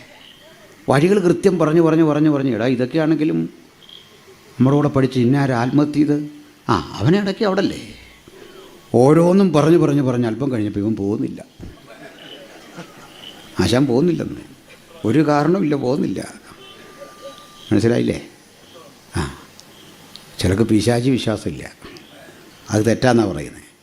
സ്നേഹിത, ദൈവമുണ്ട്, സാത്താനുമുണ്ട്. സാത്താനുണ്ടെന്നുള്ള തെളിവ് പറയാം. യോഗം കഴിഞ്ഞ് ഒറ്റയ്ക്കൊരു നിരീശ്വരൻ ഇതല്പനേരം കേട്ടിട്ട് വീട്ടിലേക്ക് പോകാമെന്ന് കുട്ടിക്കോ. പുള്ളി ഒറ്റപ്പെട്ടു പോയി. പെട്രോളൊക്കെ കയ്യിലുണ്ടെങ്കിലും ഈ പോകുന്ന വഴിക്ക് ഒരു 3 തവണ പുറകോട്ട് തിരിഞ്ഞു നോക്കും. ആരെയാണെന്നറിയില്ല. ആ ഭയം, ആ പിശാച്. ചുമ്മാ അതെല്ലാം തിരിഞ്ഞു നോക്കിയാൽ മനസ്സിലായോ? എൻ്റെ മുമ്പിൽ എത്തിസ്റ്റുകളിരിക്കുക. ചർച്ചയ്ക്ക് വന്നിട്ട് പറഞ്ഞു, നിങ്ങളുടെ ദൈവം ഈ ക്രൂശെ കിടന്ന് കരഞ്ഞു, ഈ അടിയും പിടിയും കുത്തും എല്ലാവരും ഏറ്റുവാങ്ങി. എടോ, സ്വന്തമായിട്ട് ക്രൂശിൽ നിന്ന് പുറത്തേക്കൊന്ന് ഇറങ്ങാൻ ത്രാണിയില്ലാത്ത യേശുവിനോടാണോ നീ പ്രാർത്ഥിക്കുന്നത്? സ്വന്തം രക്ഷയ്ക്ക് കെൽപ്പില്ലാതെ പോയില്ല മോനെ. ഞാൻ പറഞ്ഞു, സമ്മതിച്ചു. ഇനി ഞാൻ പറയുന്നത് കേൾക്കണം. പറയൂ. ഞങ്ങളുടെ കർത്താവ് ക്രൂശിൽ മരിച്ചു, അതൊരു സത്യമാണ്. ആ മരണം ഒരു പരാജയമല്ല, അതൊരു ജയമാണ്. അതെങ്ങനെയാ? പറയാം. ക്രൂശിൽ യേശു എന്തു പറയണം, എങ്ങനെ പെരുമാറണം, എങ്ങനെ മരിക്കണം, എങ്ങനെ അടക്കപ്പെടണം, എങ്ങനെ ഉയർത്തെഴുന്നേൽക്കണം എന്ന് യേശു ജനിക്കുന്നതിന് 1000 ആണ്ട് മുമ്പ് എഴുതി വച്ച യേശുവിനെ ഇന്നും വിശ്വസിക്കാത്ത ഒരു സമൂഹത്തിൻ്റെ തെളിവ് ഞാൻ കാണിച്ചാൽ കാണിക്കുക. വേറെങ്ങും പോകണ്ട. സങ്കീർത്തനം 22 വായിച്ചാൽ മതി. ഇന്നും യേശുവിൽ വിശ്വസിക്കാത്ത യഹൂദന്മാരുടെ ഗ്രന്ഥത്തിൽ യേശുവിനെപ്പറ്റി, ആ മരണത്തെപ്പറ്റി എഴുതി, എൻ്റെ ദൈവമേ, എൻ്റെ ദൈവമേ, നീ എന്നെ കൈവിട്ടതെന്ത്? യേശു ക്രൂശിൽ കിടന്ന് എന്തു പറയണം എന്ന് കൃത്യം യേശു ജനിക്കുന്നതിന് നാളുകൾക്കപ്പുറത്ത് ഈ പുസ്തകത്തിൽ എഴുതി. എൻ്റെ അങ്കിക്കായി അവർ ചീട്ടിട്ടു, അത് കൃത്യം ഈ പുസ്തകത്തിൽ എഴുതി. തീർന്നില്ല, അല്പം കൂടി വ്യക്തമായി യേശുവിനെ പറ്റി 700 കൊല്ലം മുമ്പ് യെശയ്യാവ് പ്രവചിച്ചു. അവൻ എങ്ങനെ മരിക്കണം, അവൻ ആരായിരിക്കണം, കൃത്യം എഴുതി വെച്ച ആ സൂക്തങ്ങൾ വായിച്ചു കേൾപ്പിച്ചു. അതവനെ പറഞ്ഞു കേൾപ്പിച്ചിട്ട് വായിക്കാൻ പറഞ്ഞു. ഇത് 700 കൊല്ലം മുമ്പാണെങ്കിൽ, അന്ന് യേശു ജനിച്ചിട്ടില്ലെങ്കിൽ, 700 കൊല്ലത്തിന് ശേഷം ഇത് ഇങ്ങനെയാണെങ്കിൽ അതൊരു അത്ഭുതമല്ലേ? അവന് സമ്മതിക്കാതിരിക്കാൻ തരമില്ല. എന്താ യെശയ്യാവ് പറഞ്ഞത്? യെശയ്യാവ് പറഞ്ഞതാ, ഇന്ന് രാത്രി ഈ ഗ്രാമത്തോടും ഞങ്ങൾക്ക് പറയാനുള്ളത്, ഞങ്ങൾ ഉൽപ്പത്തി മുതലുള്ള ഇവിടെ വരെയുള്ള ദൈവത്തിൻ്റെ ദാസന്മാർ ഉലകത്തെ കേൾപ്പിച്ചതെന്ത്? യെശയ്യാ 53 പറയാ, ഞങ്ങൾ കേൾപ്പിച്ചത്. ആരാണി ഞങ്ങൾ? ജനകോടികൾ മുഴുവൻ ആരാധിക്കുന്ന കർത്താവായ യേശുക്രിസ്തുവിന്റെ എളിയ ദാസന്മാർ യേശു ജനിക്കുന്നതിന് 700 ആണ്ടുകൾക്ക് മുമ്പ് തുടങ്ങി ഇന്നുവരെ ഞങ്ങൾ കേൾപ്പിച്ചത്. ആർ വിശ്വസിച്ചിരിക്കുന്നു? യഹോവയുടെ ഭുജം ആർക്ക് വെളിപ്പെട്ടിരിക്കുന്നു? അവൻ ഇലകതൈ പോലെയും വരണ്ട നിലത്ത് നിന്ന് വേർമുളയ്ക്കുന്നത് പോലെയും അവന്റെ മുമ്പാകെ വളരും. അവന് രൂപഗുണമില്ല, കോമളത്വമില്ല, കണ്ടാൽ ആഗ്രഹിക്കത്തക്ക സൗന്ദര്യവുമില്ല. അവൻ മനുഷ്യരാൽ അടിക്കപ്പെട്ടും നിന്ദിക്കപ്പെട്ടും ത്യജിക്കപ്പെട്ടും വ്യസനപാത്രമായും രോഗം ശീലിച്ചവനായി വരുന്നു. അവനെ കാണുന്നവർ മുഖം മറച്ചു കളയത്തക്കവണ്ണം അവൻ നിന്ദിതനായിരുന്നു. നാമോ ദൈവം അവനെ ആദരിച്ചതുമില്ല എന്ന് വിചാരിച്ചു. എന്നാൽ അവൻ നമ്മുടെ പാപങ്ങൾ നിമിത്തം തകർന്ന് അതിക്രമങ്ങൾ നിമിത്തം മുറിവെറ്റുമിരിക്കുന്നു. എന്നാൽ നമ്മുടെ സമാധാനത്തിനായി ശിക്ഷ അവന്റെ മേലായി, അവന്റെ അടിപ്പിണരുകളാൽ നമുക്ക് സൗഖ്യമൊന്നും ഇരിക്കുന്നു. നാം എല്ലാവരും ആടുകളെ പോലെ തെറ്റിപ്പോയിരുന്നു. നാം ഓരോരുത്തരും താൻ്റെ വഴിക്ക് തിരിഞ്ഞിരുന്നു. യഹോവ നമ്മുടെ എല്ലാം അകൃത്യം അവന്റെ മേൽ ചുമത്തി. തന്നെത്താൻ താഴ്ത്തി വായ തുറക്കാതെ ഇരുന്നിട്ടും അവൻ പീഡിപ്പിക്കപ്പെട്ടു. യെശയ്യാ 53 ആ മനോഹര കവിതയിൽ പറയുന്ന എല്ലാ കാര്യങ്ങളും കൃത്യമായി 100% തികവോടെ സ്വന്തം ശരീരത്തിൽ ഏറ്റുവാങ്ങി ദേഹമെന്ന തിരശീല ചിന്തി മനുഷ്യരാശിക്ക് രക്ഷയുടെ പുത്തൻ വഴിയൊരുക്കി കൊണ്ട് ഞാൻ തന്നെ വഴിയും സത്യവും ജീവനുമെന്നരുളിയ ആ യേശുവിനെ കുറിച്ചുള്ള പ്രവചനം യേശുവിൽ നിറവേറിയത് കൊണ്ടാണ് ഞങ്ങൾ വിശ്വസിക്കുന്നത്. അവന് തുല്യനായി ഒരുവനില്ല, അവനൊപ്പം പറയാൻ ഒരാളുമില്ല. നിസ്തുല്യൻ, നിർമ്മലൻ, നിർദോഷൻ, പാപികളോട് വേറിട്ടവൻ ഈ ക്രിസ്തുവത്രേ ഞങ്ങളുടെ പ്രസംഗ വിഷയം. ഇന്ന് രാത്രി ഒരിക്കൽ കൂടി അവനെ ദൈവപുത്രനും കർത്താവുമായി മനുഷ്യരാശിയുടെ മധ്യത്തിൽ ഉയർത്തിക്കാട്ടിക്കൊണ്ട്, ഞാനോ ഉയർത്തപ്പെട്ടാൽ സകലരും എങ്കിലേക്ക് ആകർഷിക്കപ്പെടുമെന്ന് അരുളിയ തെറ്റുപറ്റാത്ത ആ നാവുകൊണ്ട് അവർ ഉദ്ധരിച്ച വാക്കുകൾക്ക് ഒരു നിവൃത്തി എന്നവൻ ആവർത്തിക്കട്ടെ. മറ്റൊരുത്തലും രക്ഷയില്ല, മറ്റെവിടെയും രക്ഷയില്ല, മറ്റെങ്ങനെയും രക്ഷയില്ല. മനുഷ്യരാശി രക്ഷിക്കപ്പെടാൻ ദൈവത്താൽ അയക്കപ്പെട്ട ഒറ്റ ഉത്തരം, അത് കർത്താവായ യേശു ക്രിസ്തു മാത്രം. ഇമ്മാനുവേലായവൻ, അത്ഭുത മന്ത്രിയായവൻ, വീരനാം ദൈവമായവൻ, നിത്യപിതാവായവൻ, സമാധാന പ്രഭുവായവൻ ഇന്നും നമ്മുടെ കൂടെയുണ്ട്. അതുകൊണ്ട് യേശു ജനിക്കുന്ന ആ ജനനത്തിനുമുണ്ട് ചില പോരുളുകൾ. അത് പറഞ്ഞെങ്കിലേ കുതിര വരെ വരാൻ പറ്റൂ. യേശു ക്രിസ്തു ജനിക്കുന്നത് ഒരൗപചാരികമായൊരു സമയത്തൊന്നും അല്ല. എന്നാൽ ഒന്ന് ജനിച്ചേക്കാം എന്നോർത്ത് ജനിച്ചതുമല്ല. ഭൂമിയിലേക്കൊന്ന് പോയേക്കാം, ഇത്ര നാളാ സ്വർഗത്തിലിരിക്കുന്നത്, ഞാൻ ഭൂമിയോടൊന്ന് കണ്ടിട്ട് വരാം, അങ്ങനെയൊന്നല്ല. യേശുവിൻ്റെ ജനനത്തെപ്പറ്റി ഏറ്റവും ആധികാരികമായൊരു വചനം ഇപ്പോൾ ദൈവദാസൻ വായിച്ചു തരണം. ഗലാത്യർ 4:4 മനപ്പാഠം അറിയാവുന്ന വാക്യമാണ്. ഗലാത്യർ 4:4 വായിച്ചോളൂ. എന്നാൽ കാലസമ്പൂർണത വന്നപ്പോൾ, യേശു ജനിച്ച സമയം പഠിച്ചു. കാലസമ്പൂർണത വന്നപ്പോൾ ദൈവം തന്റെ പുത്രനെ, അതിനും തർക്കമില്ല, ദൈവം തൻ്റെ പുത്രനെ സ്ത്രീയിൽ നിന്ന് ജനിച്ചവനായി. മതി. എപ്പോഴാണ് യേശു ജനിച്ചത്? കാലസമ്പൂർണത എന്ന് പറഞ്ഞാൽ എന്താ? കാലസമ്പൂർണത കാലൻ സമ്പൂർണ്ണമായപ്പോഴല്ല. ചില കാലന്മാർ നമുക്ക് നേരെ വരുന്നുണ്ട്, കരുതി ഇരുന്നോളം നമ്മൾ കേട്ടില്ലേ. കാലൻ്റെ കാര്യമല്ല, കാലം ടൈം അതിൻ്റെ പൂർണ്ണതയിലെത്തിയപ്പോൾ. എന്താ ഈ സമയം? സമയം എന്ന് പറഞ്ഞാൽ എന്താ? ആർക്കെങ്കിലും പറയാമോ എന്താ സമയം? സമയം ഒന്ന് നിർവചിച്ചാട്ടെ. സമയം എന്താണെന്ന് ഞാൻ നിങ്ങളോട് ചോദിച്ചാൽ പറയും, സമയം എന്ന് പറഞ്ഞു കഴിഞ്ഞാൽ അത് അത് അത് അത് ഒരു ഒരു ഒരു ഒരു ഒരു ഒരു ഒരു ഒരു ഒരു ഒരു ഇതാണ്. അത്രയൊക്കെ നമുക്ക് പറയാൻ പറ്റുള്ളൂ. സമയത്തിന് ഏറ്റവും നല്ല നിർവചനമാണ് ഞാനിപ്പോൾ പറഞ്ഞത്. കാലം അഥവാ സമയമെന്ന് പറഞ്ഞാൽ സംഭവങ്ങളെ ഉൾക്കൊള്ളുന്നതെന്തോ അതാണ് സമയം. പക്ഷെ ഇവിടെ പറയാ, കാലം പൂർത്തീകരിച്ചപ്പെട്ടപ്പോൾ, ഫുൾനെസ് ഓഫ് ടൈം, യേശു പിറന്നു. അപ്പോൾ പിന്നെ കാലം ഉണ്ടായോ? അപ്പോൾ ഇനി 2000 ആണ്ടോ? 2022 പിന്നെ എങ്ങനെ ഉണ്ടായി? പറയാം. കാലസമ്പൂർണത വന്നപ്പോൾ. എന്താണ് കാലസമ്പൂർണത? കേട്ടിരിക്കെ.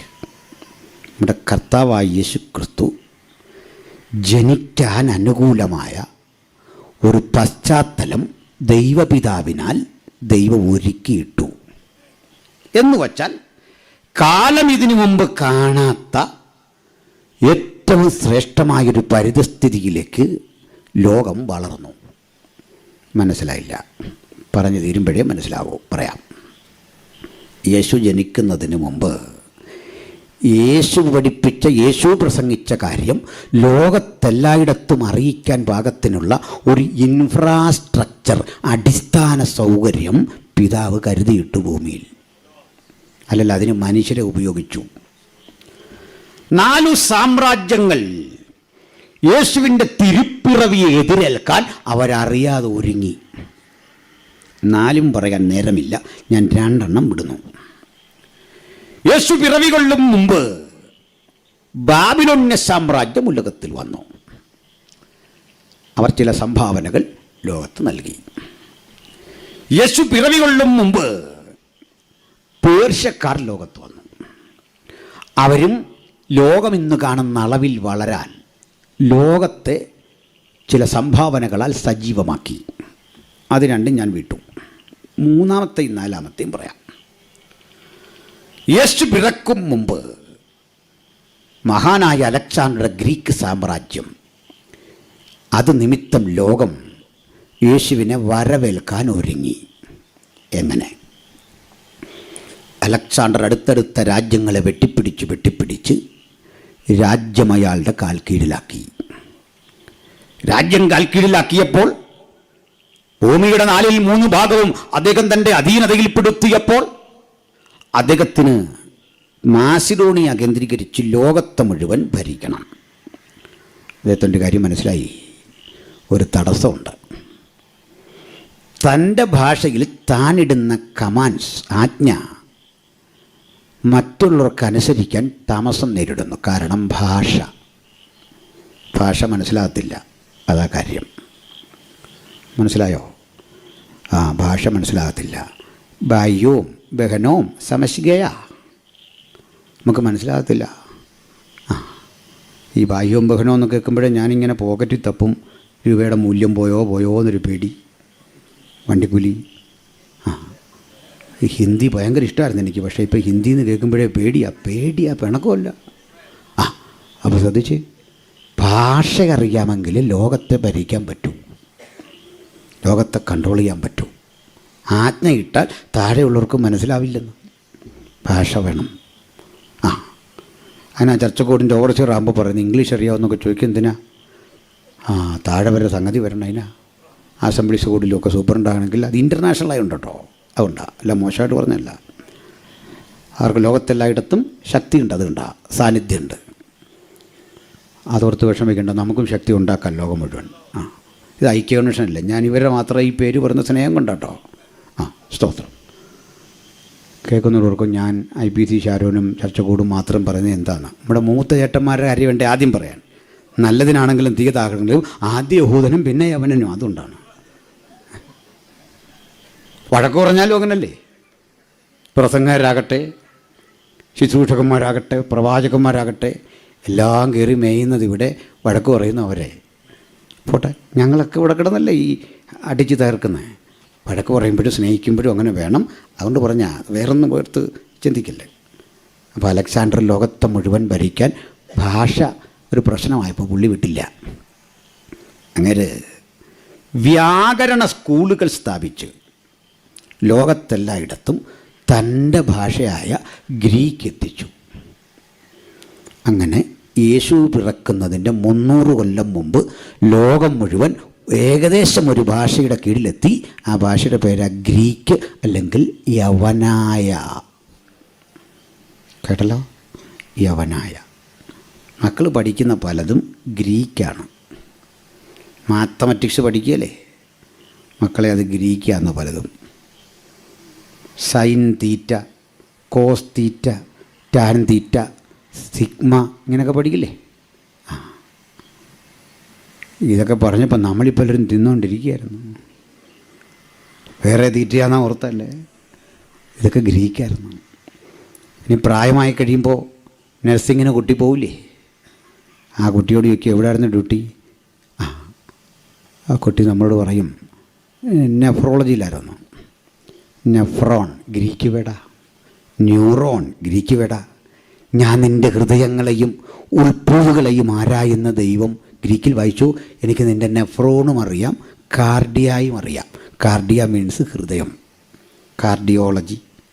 യേശു തൻ്റെ അമ്മയായ മറിയത്തെ വിളിച്ചു, സ്ത്രീയെ എനിക്കും നിനക്കും തമ്മിലെന്ത്. ഗ്രീക്കിൽ ഗുനൈ എന്നൊരു പ്രയോഗമാണ്. ആ ഗുനൈ എന്നതിൽ നിന്നാണ് ഗൈനക്ക്, ഗൈനക്കോളജി, ഇതൊക്കെ പ്രയോഗമുള്ളുന്ന സ്ത്രീയുമായി ബന്ധപ്പെട്ടത്. ചുരുക്കി പറഞ്ഞാൽ പുസ്തകത്തിൻ്റെ ഉള്ളടക്കം പിടിയിട്ടോ. കുഞ്ഞുങ്ങളെല്ലാം പഠിക്കുന്ന ഗ്രീക്ക. അന്ന് അലക്സാണ്ടർ ലോകം മുഴുവൻ വിതറിയ അക്ഷരങ്ങളും പദങ്ങളും നമുക്കിടയിൽ കിടപ്പുണ്ട്. അവിടുന്നൊക്കെ ആ പൊരുതിക്കേറി ജയിച്ചു വന്ന ഭാഷയാണ് ഇംഗ്ലീഷ്. ഇംഗ്ലീഷിൽ കിടക്കുന്ന നിരവധി പദങ്ങൾ ഗ്രീക്കുകാരിൽ നിന്ന് കിട്ടിയ സംഭാവനയാണ്. പിടിയിട്ടോ. അപ്പം ഗ്രീക്ക് ഭാഷ ലോകം മുഴുവൻ എത്തിച്ചു. ഇയാൾ മരിച്ചു, സാമ്രാജ്യം 4 തകർന്നു. പുറകെ വന്ന റോമക്കാരൻ ഈ ഭാഷ പഠിപ്പിക്കാനൊന്നുമല്ല ശ്രമം നടത്തിയേ. അവർ നല്ല റോഡുകൾ വെട്ടി, ഒന്നാം തരം റോഡ്, മനോഹരമായ റോഡുകൾ. ആ റോഡുകൾക്കൊരു പ്രത്യേകത ഉണ്ടായിരുന്നു, വളവും തിരിവുമില്ല, നേരെയുള്ള റോഡുകൾ. ആ റോഡിൻ്റെ ഇരുവശവും തണൽ മരങ്ങൾ വച്ച് പിടിപ്പിച്ചു കല്ലുപാകിയ വഴികളുണ്ടാക്കി. കാളവണ്ടിക്കും കുതിരവണ്ടിക്കും പോകണം, നടന്നു പോകുന്നവന് തണൽ മരം ആശ്വാസമാകണം. മാത്രമല്ല, ഏത് റോഡ് വെട്ടിയാലും റോമാപട്ടണത്തിൽ കൊണ്ടെത്തിക്കണം. അങ്ങനൊരു പഴമൊഴി തന്നെ ഉണ്ടായി, എല്ലാ റോഡും റോമിലേക്ക്. നല്ല റോഡ് പണിതന്നു. മാത്രമല്ല, വളഞ്ഞ് തിരിഞ്ഞു കിടക്കുന്ന കടൽ തീരത്ത് കടലിടുക്കുകളെ തമ്മിൽ കനാല് വെട്ടി ഏകീകരിച്ചു. നദികളെ തമ്മിൽ കനാല് വെട്ടി ഏകീകരിച്ചു. എന്തിനാണെന്നറിയണ്ടേ? 6 മാസം കൊണ്ടുള്ള കപ്പൽ യാത്ര 2 ദിവസം കൊണ്ട് ഷോർട്ട് കട്ട്. ഇങ്ങനെ ആ കൊരിന്തൊക്കെ വലിയ പട്ടണമായ അഗായയിലേക്ക് വഴി ചുറ്റി ദീർഘദൂരം കറങ്ങിപ്പോകുന്ന വഴിദൂരം ഷോർട്ട് കട്ടുണ്ടാക്കി എളുപ്പമാക്കി. ഉപദേശി എന്തിനാ ഇതൊക്കെ പറയുന്നത്? എന്നോടൊരാൾ ചോദിച്ചു, ഈ ലളിതമായ കാര്യങ്ങളൊക്കെ പറഞ്ഞാൽ പോരെ, എന്തിനാ ഇത് പറയുന്നത്? ഞാൻ പറഞ്ഞു, ഇതൊക്കെ ബൈബിളിലുള്ള കാര്യങ്ങളാണ്, അത് തെളിയിക്കാൻ വേണ്ടിയാണ് പറയുന്നത്. അല്ല, സുവിശേഷം സിമ്പിളായിട്ട്. എന്നാൽ പിന്നെ ബൈബിൾ നമ്മുടെ തമ്പിയുടെ ഹൃദയം പോലാക്കി തന്നാൽ പോരായിരുന്നു. അല്ല, ഇവിടെ നിന്ന് ഇത് പറയരുത്, അതുകൊണ്ട് പറഞ്ഞാൽ. ഞാൻ പിന്നെ വീട്ടിൽ ചെന്ന് ഭാര്യയോടും മക്കളോടും പറയാൻ നോക്കുമോ, ഇസ്തുമീസ് കടലിടുക്കിൽ നിന്ന് കുഞ്ഞെ 3 കിലോമീറ്റർ അപ്പുറത്ത് മാറി ഇത് വീട്ടിൽ പറയാൻ പറ്റുമോ? ഇത് എവിടെ പോയാൽ പറയുന്നത്? അത് ശ്രദ്ധിച്ചിരിക്കുക. അപ്പോൾ ഈ ഗ്രീക്ക് റോമൻ സാമ്രാജ്യം നല്ല റോഡുകളും നല്ല കനാലുകളും വെട്ടി യാത്ര എളുപ്പമാക്കി. നിങ്ങൾക്കല്പം മുഷിയത്തില്ല, ഇനി അടുത്ത് പറയാൻ പോകാം. എന്താണെന്നറിയണ്ടേ, ഇത് രണ്ടും കൊണ്ട് ഏവന്മാർക്ക് വലിയ ഗുണമൊന്നും ഉണ്ടായില്ല. കാരണം അലക്സാണ്ടർ മരിച്ചു, പിന്നെ ഭാഷ പഠിപ്പിച്ചിട്ട് കാര്യമുണ്ടോ? ചില ആളുകൾ ഒരു ഭാഷയും പഠിച്ചിട്ട് കാര്യമില്ല. കമ്മിറ്റി വെറുതെ പോയിരിക്കുക, ഉഴുന്നൂടെ തിന്നുക, ചായ കുടിക്കുക, പോരുക. നീ എന്തിനാ ഭാഷ പഠിച്ച്? ഇവിടെ ഒരഭിപ്രായം പറയാൻ ത്രാണിയില്ലാതെ എന്തിനു പോകുന്നു? ഒരഭിപ്രായം, ശരിയാണെങ്കിലും തെറ്റാണെങ്കിലും ഒരഭിപ്രായം, ഒന്ന് വാതുറക്കണേ. അലക്സാണ്ടർ മരിച്ചു, സാമ്രാജ്യം തകർന്നു. പക്ഷെ നമ്മൾ ആ സാഹചര്യം യൂട്ടിലൈസ് ചെയ്തു. നമ്മുടെ ആളുകൾ പിടിയിട്ടില്ല. റോമക്കാരൻ നല്ല റോഡ് വെട്ടി, ആ റോഡും അതിൻ്റെ വികാസിത മേഖലകളുമൊക്കെ നമ്മൾ കൈയടക്കി. എങ്ങനെയെന്നറിയണ്ടേ, ഈ റോഡ് വഴി, ഈ കനാല് വഴി 12 അപ്പോസ്തലന്മാരും പിന്നെ വന്ന ശുശ്രൂഷകന്മാരും കരുത്തനായ പൗലോസും ശക്തനായ ബർന്നബാസും പ്രഗത്ഭനായ അപ്പല്ലോസും യാത്ര ചെയ്തിട്ട് റോമർക്ക് ലേഖനം എഴുതുമ്പോൾ പൗലോസ് പറയുക, നിങ്ങളുടെ വിശ്വാസം മുഴു ലോകത്തിലും പ്രസിദ്ധമായി. ഇപ്പം പിടിയിട്ടിയോ? മാരെന്തിനാ റോഡ് വെട്ടിയേ? മാരെന്തിനാണ് ഈ കനാലുണ്ടാക്കിയേ? മാരെന്തിനാണ് ഈ ഭാഷ പഠിപ്പിച്ചേ? ഈ സാഹചര്യം മുഴുവൻ ഞങ്ങൾ യൂട്ടിലൈസ് ചെയ്തു. ഇത് ആത്മാവിൽ കണ്ടിട്ട് പൗലോസ് പറയുക, എന്നാ യേശു ജനിച്ചത് കാലസമ്പൂർണത വന്നപ്പോൾ, ലോകം വികസിച്ച് അതിൻ്റെ അത്യുച്ച കോടിയിലെത്തിയപ്പോൾ, ഈ സമയം നോക്കി ദൈവം തന്റെ പുത്രനെ സ്ത്രീയുടെ സന്തതിയായി ഇഹലോകത്തിലേക്ക് അയച്ചു. ഞങ്ങൾ ഈ റോഡ് ഉപയോഗിച്ചു, ഈ കനാലുകൾ ഉപയോഗിച്ചു, പായ്ക്കപ്പലിൽ യാത്ര ചെയ്ത് ഉലകം ചുറ്റി മടങ്ങി വന്നിട്ട് 3 വട്ടം ഉലകത്തെ മുഴുവൻ പ്രദക്ഷിണം ചെയ്തിട്ട് പൗലോസ് വരിക്കാറായി പറയാ, മതി, ഞാൻ നല്ല പൊരുതു, ഓട്ടം തികച്ചു, വിശ്വാസം കാത്തു, നല്ല 1-ാം തരം ഇൻഫ്രാസ്ട്രക്ചറെ ഒരുക്കി വെച്ചിട്ടാ ഇങ്ങോട്ട് ദൈവം തൻ്റെ പുത്രനെ അയച്ചെന്ന്. വളരെ കാൽക്കുലേറ്റഡ് പ്രോഗ്രാമാണ് തമ്പുരാൻ്റെ. അതുകൊണ്ട് ഞങ്ങളെ ഇതൊന്നും കാണിച്ച് വരട്ടരുത്. ഞങ്ങളുടെ പ്ലാൻ നിനക്ക് മനസ്സിലാകാത്തതുകൊണ്ടാ, ഞങ്ങൾ ചെയ്യാനിരിക്കുന്ന പദ്ധതി മനസ്സിലാകാത്തതുകൊണ്ടാ. അതിന് പ്രായം തടസ്സമല്ല, സമ്പത്ത് തടസ്സമല്ല, പശ്ചാത്തലം തടസ്സമല്ല. അഭിഷിക്ത ദൈവദാസന്മാർ ഒന്ന് ഉറപ്പിച്ചുകൊള്ളണം, കോവിഡാനന്തര ജീവിതം എൻ്റെ വെല്ലുവിളികളുടെ ജീവിതമാണ്. അനേകരെ സ്നാനപ്പെടുത്തിയിട്ട് ഞാൻ ഈ ലോകം വിട്ടു പോകൂ, അനേകർക്ക് വേണ്ടി പ്രാർത്ഥിച്ചിട്ട് അനേകരെ ദൈവത്തിലേക്ക് നേടിയിട്ട് ഇഹലോകം വിട്ടു പോകാൻ എൻ്റെ ദൈവം ഇടവരുത്തോ. മുഴങ്കാലിൽ നിന്ന് പ്രാർത്ഥിക്കുന്ന എൻ്റെ പ്രാർത്ഥനയുടെ ദൈർഘ്യം കൂടാൻ പോകുന്നു, എൻ്റെ കാഴ്ചപ്പാടുകൾ കാലം വരാൻ പോകുന്നു. ഒരു കോവിഡിന്റെ വൈറസിനും എന്നെ തകർക്കാനാവാത്ത വിധത്തിൽ ഇതാ കരുത്തോടെ യേശുവിന്റെ അഭിഷിക്തന്മാർ നിൽക്കുന്നു. എന്താ കാര്യം? സമയമുള്ളിടത്തോളം, പകലുള്ളിടത്തോളം അകറ്റവന്റെ വേല ചെയ്യാനുള്ള ആ ദൃഢനിശ്ചയം നമ്മുടെ ഹൃദയങ്ങളിൽ ഭരിക്കട്ടെ. ആ കരുത്തോടെ, ആ ശക്തിയോടെ നമുക്ക് ഇനി കുതിരകളെ വ്യാഖ്യാനിക്കണം. നമ്മുടെ കർത്താവായ യേശു ക്രിസ്തു ജനിക്കും മുമ്പ് 4 ലോകരാഷ്ട്രങ്ങൾ യേശുവിൻ്റെ വരവിന് വഴി തെളിച്ചിട്ടു. ഇനി എല്ലാ ജനതയും ഒരു ഭാഷയ്ക്ക് കീഴിലായി. ഗ്രീക്ക് ബിക്കയും the lingua franca of the ancient world. പൗരാണിക ലോകത്തിൻ്റെ മുഖ്യ സമ്പർക്ക ഭാഷ ഗ്രീക്കായി. നമ്മുടെ പുതുനിയമം എഴുതിയത് ഗ്രീക്കിലാണ്, യേശു പ്രസംഗിച്ചത് അരാമിക്കിൽ. കാരണം യേശുവിൻ്റെ ഓഡിയൻസ് പാലസ്തീനിയയിലെ സാധാരണക്കാർ. യേശു പക്ഷേ ഗ്രീക്കും പറഞ്ഞിട്ടുണ്ട്, ലാറ്റിനും പറഞ്ഞിട്ടുണ്ട്. ആവശ്യമുണ്ടെങ്കിൽ ഇതൊക്കെ കർത്താവ് പറഞ്ഞിട്ടുണ്ട്. സ്തോത്രം. ചില ആൾ പറഞ്ഞ യേശു ഈ അരാമിക്ക് പറഞ്ഞിട്ടുള്ളല്ല. കോടതിയിലെ ചർച്ച അരാമിക്കല്ല, അത് ഗ്രീക്കായിരുന്നു. പിലാത്തോസിൻ്റെ മുമ്പിൽ കൊടുക്കുന്ന മൊഴിയൊക്കെ ഗ്രീക്കിലാണ്. കാരണം പുള്ളിക്ക് അരാമിക്ക് അറിയില്ല. അയാൾ റോമൻ ഗവർണറാണ്, റോമക്കാരനാണ്. യേശു യഹൂദനാണ്. യേശുവിൻ്റെ ഭൗതികർത്ഥത്തിൽ ജഡപ്രകാരം ക്രിസ്തു അങ്ങനെയാണെന്നാണല്ലോ. യേശുവിനോട് ചോദിക്കും, പിലാത്തോസ് ചോദിച്ചൊരു ചോദ്യമാണ്, ഒഹൈമി ബെസേലിയോസ് ഈസൂസ് നസ്രിൻ ബെൻ യൗസേഫ്. എന്താ മനസ്സിലായി? നസ്രായനായ യേശുവെ, യോസേഫിൻ്റെ പുത്ര, നീ രാജാവ് തന്നെയോ? ബെസേലിയോസ് എന്നൊക്കെ കേട്ടിട്ടുണ്ടല്ലോ, രാജാവ്, രാജാവ് എന്നർത്ഥം. ഒഹൈമി യേശൂസ് നസ്രിൻ ബെൻ യൗസേഫ് ഫഖൈമി ബെസലിയൂസ്, നീ രാജാവ് തന്നെയോ? യേശുവിൻ്റെ മറുപടി, എയ്മീ ഓ പീലാത്തോസ്, ഞാനാകുന്നു പീലാത്തോസേ. അത് ഗ്രീക്കാ ചർച്ച. എന്തിനാ പുതിയ നിയമം ഗ്രീക്കിൽ എഴുതിയ? ഇത് സോക്രട്ടീസിൻ്റെ ഭാഷയല്ലേ, പ്ലേറ്റോയുടെ ഭാഷയല്ലേ, തെയിൽസിൻ്റെ ഭാഷയല്ലേ, ഡയോജനസിൻ്റെ ഭാഷയല്ലേ, ഉലകത്തെ കിടുകിടാ വിറപ്പിച്ച തത്വചിന്തകന്മാരുടെ ഭാഷയിലാ കടഞ്ഞെടുത്ത ഈ പ്രമാണം ലോകത്തെ മുഴുവൻ അറിയിക്കാൻ തമ്പുരാൻ അങ്ങോട്ട് എഴുതി പിടിപ്പിക്കാൻ തൻ്റെ ഭക്തന്മാർക്ക് കരുത്ത് കൊടുത്തത്. സാധാരണ മനുഷ്യന് വേണ്ടി ആട്ടിടയനിലൂടെ ദൂതഗണങ്ങളെ അയച്ച് സംസാരിക്കുന്ന ദൈവം ബുദ്ധിമാന് വേണ്ടി നക്ഷത്രത്തിളക്കത്തോടെ അവൻ്റെ ഭാഷയിൽ അവനോടും സംസാരിക്കും. വിദ്വാനോട് ഇടപെട്ട രീതിയല്ല, ആട്ടിടയനോട് ഇടപെട്ട രീതി. സ്രോതസ് ദൈവ പ്രൈസലോ. അപ്പോൾ ഗ്രീക്കിലാണ് ഇവർ പോയവരെല്ലാം പ്രസംഗിച്ച്. അപ്പോൾ പോയവർക്കെല്ലാം ഗ്രീക്ക് അറിയാം. അതുകൊണ്ട് അവർ ഗ്രീക്കിൽ പ്രസംഗിച്ചപ്പോൾ കേട്ടവർക്ക് മനസ്സിലായി. അല്ല, ചിലർ ധരിച്ച പോലെ അന്യഭാഷ എന്ന് പറഞ്ഞാൽ സുവിശേഷം അറിയിക്കാൻ വേണ്ടിയുള്ളൊരു പ്രസംഗ ഭാഷയല്ല, അത് സഭയ്ക്കകത്ത് ഉപയോഗിക്കാനുള്ള ഭാഷയാണ്. പിടിയോ? വചനം പറയാ, അന്യഭാഷയിൽ സംസാരിക്കുന്നവൻ മനുഷ്യരോടല്ല, ദൈവത്തോടത്രേ. പിന്നെ ഇയാൾക്കെന്താ നിർബന്ധം ഇതെന്താണെന്നറിയണമെന്ന്? ഇയാളോടല്ലെന്ന് പറഞ്ഞ ദൈവത്തോടാണ്. ദൈവത്തോട് പറഞ്ഞെടുത്ത് ഇങ്ങനെ എന്തിനാ കേൾക്കാൻ നിന്നേ? അതിനൊരു കാരണം പറയാം. ഞാൻ ഈ ബിജുപാസെ വർഷങ്ങളായിട്ട് അറിയും. ഈ മനുഷ്യൻ എങ്ങനെ ഇവിടെ ആവിർഭവിച്ചു എന്നോർത്ത് ഞാൻ ആശങ്കപ്പെട്ടിരിക്കുകയായിരുന്നു. അദ്ദേഹത്തിൻ്റെ വീട്ടിൽ ചെന്നു എന്ന് വിചാരിക്കുക. അല്ലെങ്കിൽ ഒത്തിരി കക്ഷികളോടുണ്ട് പരിചയമുള്ള.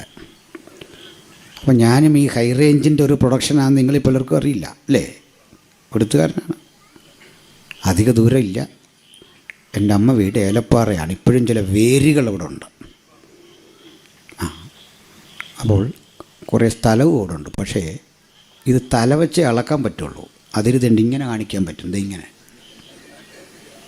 മനസ്സിലായില്ലേ? ഞങ്ങളെ പിടിച്ചൊന്നും അളക്കാൻ പറ്റിയ സ്ഥലത്തല്ല. ഇതുണ്ട് ഇങ്ങനെ കാണിത്തേ. ഇത്രയും ഞങ്ങളുടെ സ്ഥലം. അതുകൊണ്ടാണ്. അതൊക്കെ അവിടെ നിൽക്കട്ടെ. അപ്പോൾ ഇതേ നാട്ടുകാരനാണേ. എൻ്റെ ഈ ഭാഷയ്ക്ക് പക്ഷേ ഇവിടുത്തെ സ്പർശം കിട്ടുന്നില്ല. നമ്മുടെ വളർച്ചയൊക്കെ മലബാറാണ്. അതുകൊണ്ടാണ്. അതാണ് ഇങ്ങനെയൊക്കെ ഒരു ചെറിയ മാറ്റം. സ്ലാങ്ങിന് ചെറിയ പ്രശ്നം. വിഷമിക്കണ്ട. അപ്പോൾ ഞാൻ പാസ്റ്ററടുത്ത് ചെന്നപ്പോൾ ഒരു ചായ വേണം. അപ്പോൾ ചായ തരാൻ വേണ്ടി പാസ്റ്റർ അകത്തോട്ട് പറഞ്ഞൊരു ചായ പോരട്ടെ. ഈ പുരുഷന്മാർക്ക് വലിയൊരു വിഷയമുണ്ട്. ചായ പോരട്ടെന്ന് പറയാനുള്ള അതിന് വേണ്ടൊന്നും വാങ്ങി കൊടുക്കുകയില്ല സമയത്തിന്. ഉൽപ്പത്തി മുതലേ ഇങ്ങനെ സ്ത്രീ തന്നു ഞാൻ തിന്നു. നമ്മൾ ഈ മനുഷ്യൻ മേടിച്ചു കൊടുത്തില്ല. എന്നിട്ട് പുള്ളിക്കാരി എന്ത് ചെയ്തു? ഇത് നേരിട്ട് പറയാനൊരു മടി. എന്നാൽ ഞാനവിടെ ഇരിക്കല്ലേ. പുള്ളിക്കാരി ഈ കടുന്തൂക്കിൻ്റെ മറവിൽ മറഞ്ഞിരിക്കുന്ന എൻ്റെ പ്രാവി, എൻ്റെ നിഷ്കളങ്കി ഇങ്ങനെ മൂടുപടം ചീന്തിയിട്ട് ഇങ്ങോട്ട് വിളിച്ചു. പതുക്കെ ഇങ്ങനെ വിളിച്ചിട്ട് പറഞ്ഞു, ഇങ്ങനെ എടുക്കുന്നു. കണ്ണൻ ദേവൻ എന്നൊക്കെ കാണിക്കുന്നുണ്ട്. 2 കണ്ണ് ഇങ്ങനെയൊക്കെ കാണിക്കുന്നുണ്ട്. കണ്ണൻ ദേവൻ എന്നൊക്കെ പറയുന്നുണ്ട്. ഇങ്ങനെയാണ് കാണിക്കുന്നത്. അപ്പോൾ ഇദ്ദേഹത്തിന് കാര്യം മനസ്സിലായി. ഉള്ളി ഓടിപ്പോയി. ചായപ്പൊടിയൊക്കെ വാങ്ങിക്കൊണ്ട് വന്നു. എനിക്ക് നല്ല ഒരു ചായ, ഹൈ റേഞ്ചിൻ്റെ കടുപ്പത്തിൽ, രുചിയിൽ, നിറത്തിലൊരു ചായ. ഈ സഹോദരി പക്ഷെ ഒന്നും പറഞ്ഞില്ല. ഇങ്ങനെ വെച്ചു, ഇങ്ങനെ ഏതാണ്ടൊക്കെ വെക്കുന്നുണ്ട്. കട ഇതൊക്കെ കാണിക്കുന്നത്. നമുക്കൊന്നും പിടിയിട്ടുകയില്ല. അപ്പോൾ ഇതാദ്യം കാണുന്നവനോർക്കും ഇതെന്തോ പ്രശ്നമുണ്ടല്ലോ. അവർ രക്തത്തിൽ ആശ്രയിക്കും. ദൈവമേ, ഇനി വേറെ ആരെങ്കിലും ഓർക്കും ഇവർ പണ്ട് ട്രാഫിക്ക് വല്ല ഡ്യൂട്ടി ആയിരുന്നു. കാരണം ഇങ്ങനെ വെക്കുന്നു. വ്യാഖ്യാനം വന്നിതല്ല. ഞാനിതെല്ലാം കഴിഞ്ഞിട്ട് ചോദിക്കുക, ഏട്ടാ നിങ്ങൾ മുമ്പ് ഏതാണ്ടൊക്കെ പറയുന്നത് കേട്ടല്ലോ, എനിക്ക് മനസ്സിലായില്ലല്ലോ എന്ത് വരുന്നത്? എടാ ചായ കുടിച്ചിട്ട് പോക്കോണം. കാന്തനും പല കാര്യം ഇവിടെ പറയും. നീ ആര്? നിനക്കാര് തന്നു ഇവിടെ ശ്രദ്ധ? ഇവിടെ വിവരമുള്ളവൻ ശ്രദ്ധിക്കുമോ കാന്തനും പറയുന്നത് കേൾക്കാൻ? ഇതാ അന്യഭാഷ. പിടികിട്ടിയോ? ഹൃദയം തുറന്ന് തമ്പുരാനെ ആരാധിക്കാൻ അവൻ തന്നിരിക്കുന്ന ഭാഷയാണ് അന്യഭാഷ. അർത്ഥം കൃത്യം പറഞ്ഞുതരാം. ഹല്ലേലൂയ. ഞാൻ പിന്നെ ഇത്ര ഒരു വിവാദമൊന്നും പുതിയതുണ്ടാക്കാത്തതുകൊണ്ടാണ്. പറഞ്ഞു വെച്ചത് അല്ല, സുവിശേഷം അറിയിക്കാൻ അന്നത്തെ നൂറ്റാണ്ടിൽ ദൈവം ആർക്ക് കൃപാവരം കൊടുത്തിട്ട് അങ്ങോട്ട് പോയി പ്രസംഗിച്ചപ്പോൾ കിട്ടിയ ഭാഷയെന്നല്ല, സഭയിൽ എന്ന് കൃത്യം എഴുതിയിരിക്കുക. പിന്നെ വ്യാഖ്യാനം ഇല്ലേ മിണ്ടാതിരിക്കാനതല്ല പറയുന്നത്, ഇല്ലെന്നേ, വ്യാഖ്യാനം ഇല്ലെങ്കിലും പറഞ്ഞോണം. ഞാനല്ല പൗലോസാണ് പറഞ്ഞത്, വീട്ടിൽ ചെന്ന് വായിച്ചാൽ മതി. 1 കൊരിന്ത്യർ 14:28 എന്താ പറയുന്നത് അറിയോ? ഇങ്ങനെ പറഞ്ഞ്, വ്യാഖ്യാനം ഇല്ലാഞ്ഞാൽ അന്യഭാഷക്കാരൻ മിണ്ടാതെ ഇരിക്കണമെന്നല്ല, മിണ്ടാതെ തന്നോടും ദൈവത്തോടും സംസാരിക്കട്ടെ. മിണ്ടാതെ സംസാരിക്കണമെന്ന്. ഇപ്പോൾ പിടികിട്ടിയോ? അച്ചടക്കം വേണം. ഈ അച്ചടക്കം ഇല്ലാത്തതൊരു പ്രശ്നം കേട്ടോ. ചെറിയ ആളുകൾ കാണാം, ഈ മൈക്കും എടുത്ത് വാട്സും കൂട്ടിയിട്ടിട്ട് ഈ അന്യഭാഷ പറഞ്ഞ് കുറച്ച് നേരം നൃത്തം ചെയ്യും. നൃത്തം ചെയ്തുകൊണ്ടിരിക്കുക, നമ്മൾ കയറി ചെല്ലുന്നത്. അപ്പോൾ ചോദിക്കും, എപ്പോഴാണ് വന്നേ? വന്ന് കുറച്ച് നേരമായി ഇരിക്കും. പിന്നെ എൻ്റെ ബാക്കി പറയും. അത് കഴിഞ്ഞ് ഇടയ്ക്കും ചോദിക്കും, ചായ വിത്തൗട്ടാണോ? അത് വിത്തൗട്ടാ. ഇത് കഴിഞ്ഞ് കുറച്ച് നേരം ഇത് പറഞ്ഞിട്ട് ചോദിക്കും, ലില്ലിക്കുട്ടിയും കുഞ്ഞുങ്ങളും ഒക്കെ. എൻ്റെ പൊന്നി അങ്ങാതി, ഇതിലേതെങ്കിലും അങ്ങ് തീരുമാനമാകും. ചുമ്മാ മനുഷ്യന് ചിന്താക്കെടുപ്പുണ്ടാകാതെ. അങ്ങനെയുണ്ട്. ഇതിനൊക്കെ അച്ചടക്കം ഉണ്ടെന്ന് അതുകൂടെ പാലിച്ചോണം. ഇത് തോന്നും പോലെ പറയാനുള്ളതല്ല. എൻ്റെ ഈ മക്കളൊക്കെ പാട്ട് പാടുകയും ചർച്ചിലെ ആക്ടിവിറ്റീസൊക്കെ ചെറുപ്പത്തിൽ എല്ലാ കുട്ടികളും അങ്ങനെ ചെയ്യുമല്ലോ. ഈ പ്രസംഗിക്കുക, പാടുക. ഞാൻ പ്രസംഗിക്കുന്നതിനും പാടുന്നതിനും ഒന്നും വിലക്ക് വെച്ചില്ല. ഞാൻ പറഞ്ഞു, അന്യഭാഷ പറയണ്ട മോനെ. അമ്മാമ്മ പറയുന്നത് കേട്ട്, അപ്പച്ചൻ പറയുന്നത് കേട്ട് ആ പണി ഇവിടെ നിന്ന് ആക്ട് ചെയ്യണ്ട. ഇത് കളിക്കാനുള്ള സാധനമല്ല, ഇത് വിലപിടിപ്പുള്ള കാര്യമാണ്. ഇത് പ്രാപിച്ചവനറിയാം അതിന് കൊടുത്ത വില. ഈ അന്യഭാഷ ഒറ്റ കാരണം കൊണ്ട് വീട് വിട്ടിറങ്ങി പോകേണ്ടി വന്ന ആളുകളില്ലേ, മറ്റുള്ളവരാൽ അവഹേളിക്കപ്പെട്ട ആളുകളില്ലേ, ഇന്നും അത് തുടരുകയല്ലേ. മഹാപ്രതിഫലമുള്ള ധൈര്യം തള്ളിക്കളയാതെ ആത്മനിറവിൽ ദൈവത്തെ ആരാധിക്കുമ്പോൾ അതിൻ്റെ വില മനസ്സിലാക്കി വേണം ഇന്നു മുതൽ ദൈവമക്കൾ അന്യഭാഷയിൽ ദൈവത്തെ ആരാധിക്കാൻ. ആ ഗ്രീക്കിലേക്ക് വരാം, തിരിച്ചു വരാം. ഇപ്പം ഗ്രീക്ക് ഭാഷ ലോകത്തെല്ലായിടത്തും എത്തി. ഇനി അടുത്തൊരു പോയിന്റ് പറയണം. അന്നങ്ങനെ പുരാതന ലോകം യേശുവിനെ എതിരേൽക്കാൻ ഒരുങ്ങിയോ എന്നതുപോലെ സൂക്ഷ്മമായി നോക്കിക്കേ, ഇപ്പോഴും ലോകം ഒരുങ്ങുന്നു അവൻ്റെ പുനരാഗമനത്തിന്. ലോകം ഒരു ഭാഷയ്ക്ക് കീഴിൽ, ലോകം ഒരു സംസ്കാരത്തിലേക്ക് ഒന്നിച്ചു കുതിക്കുന്നു.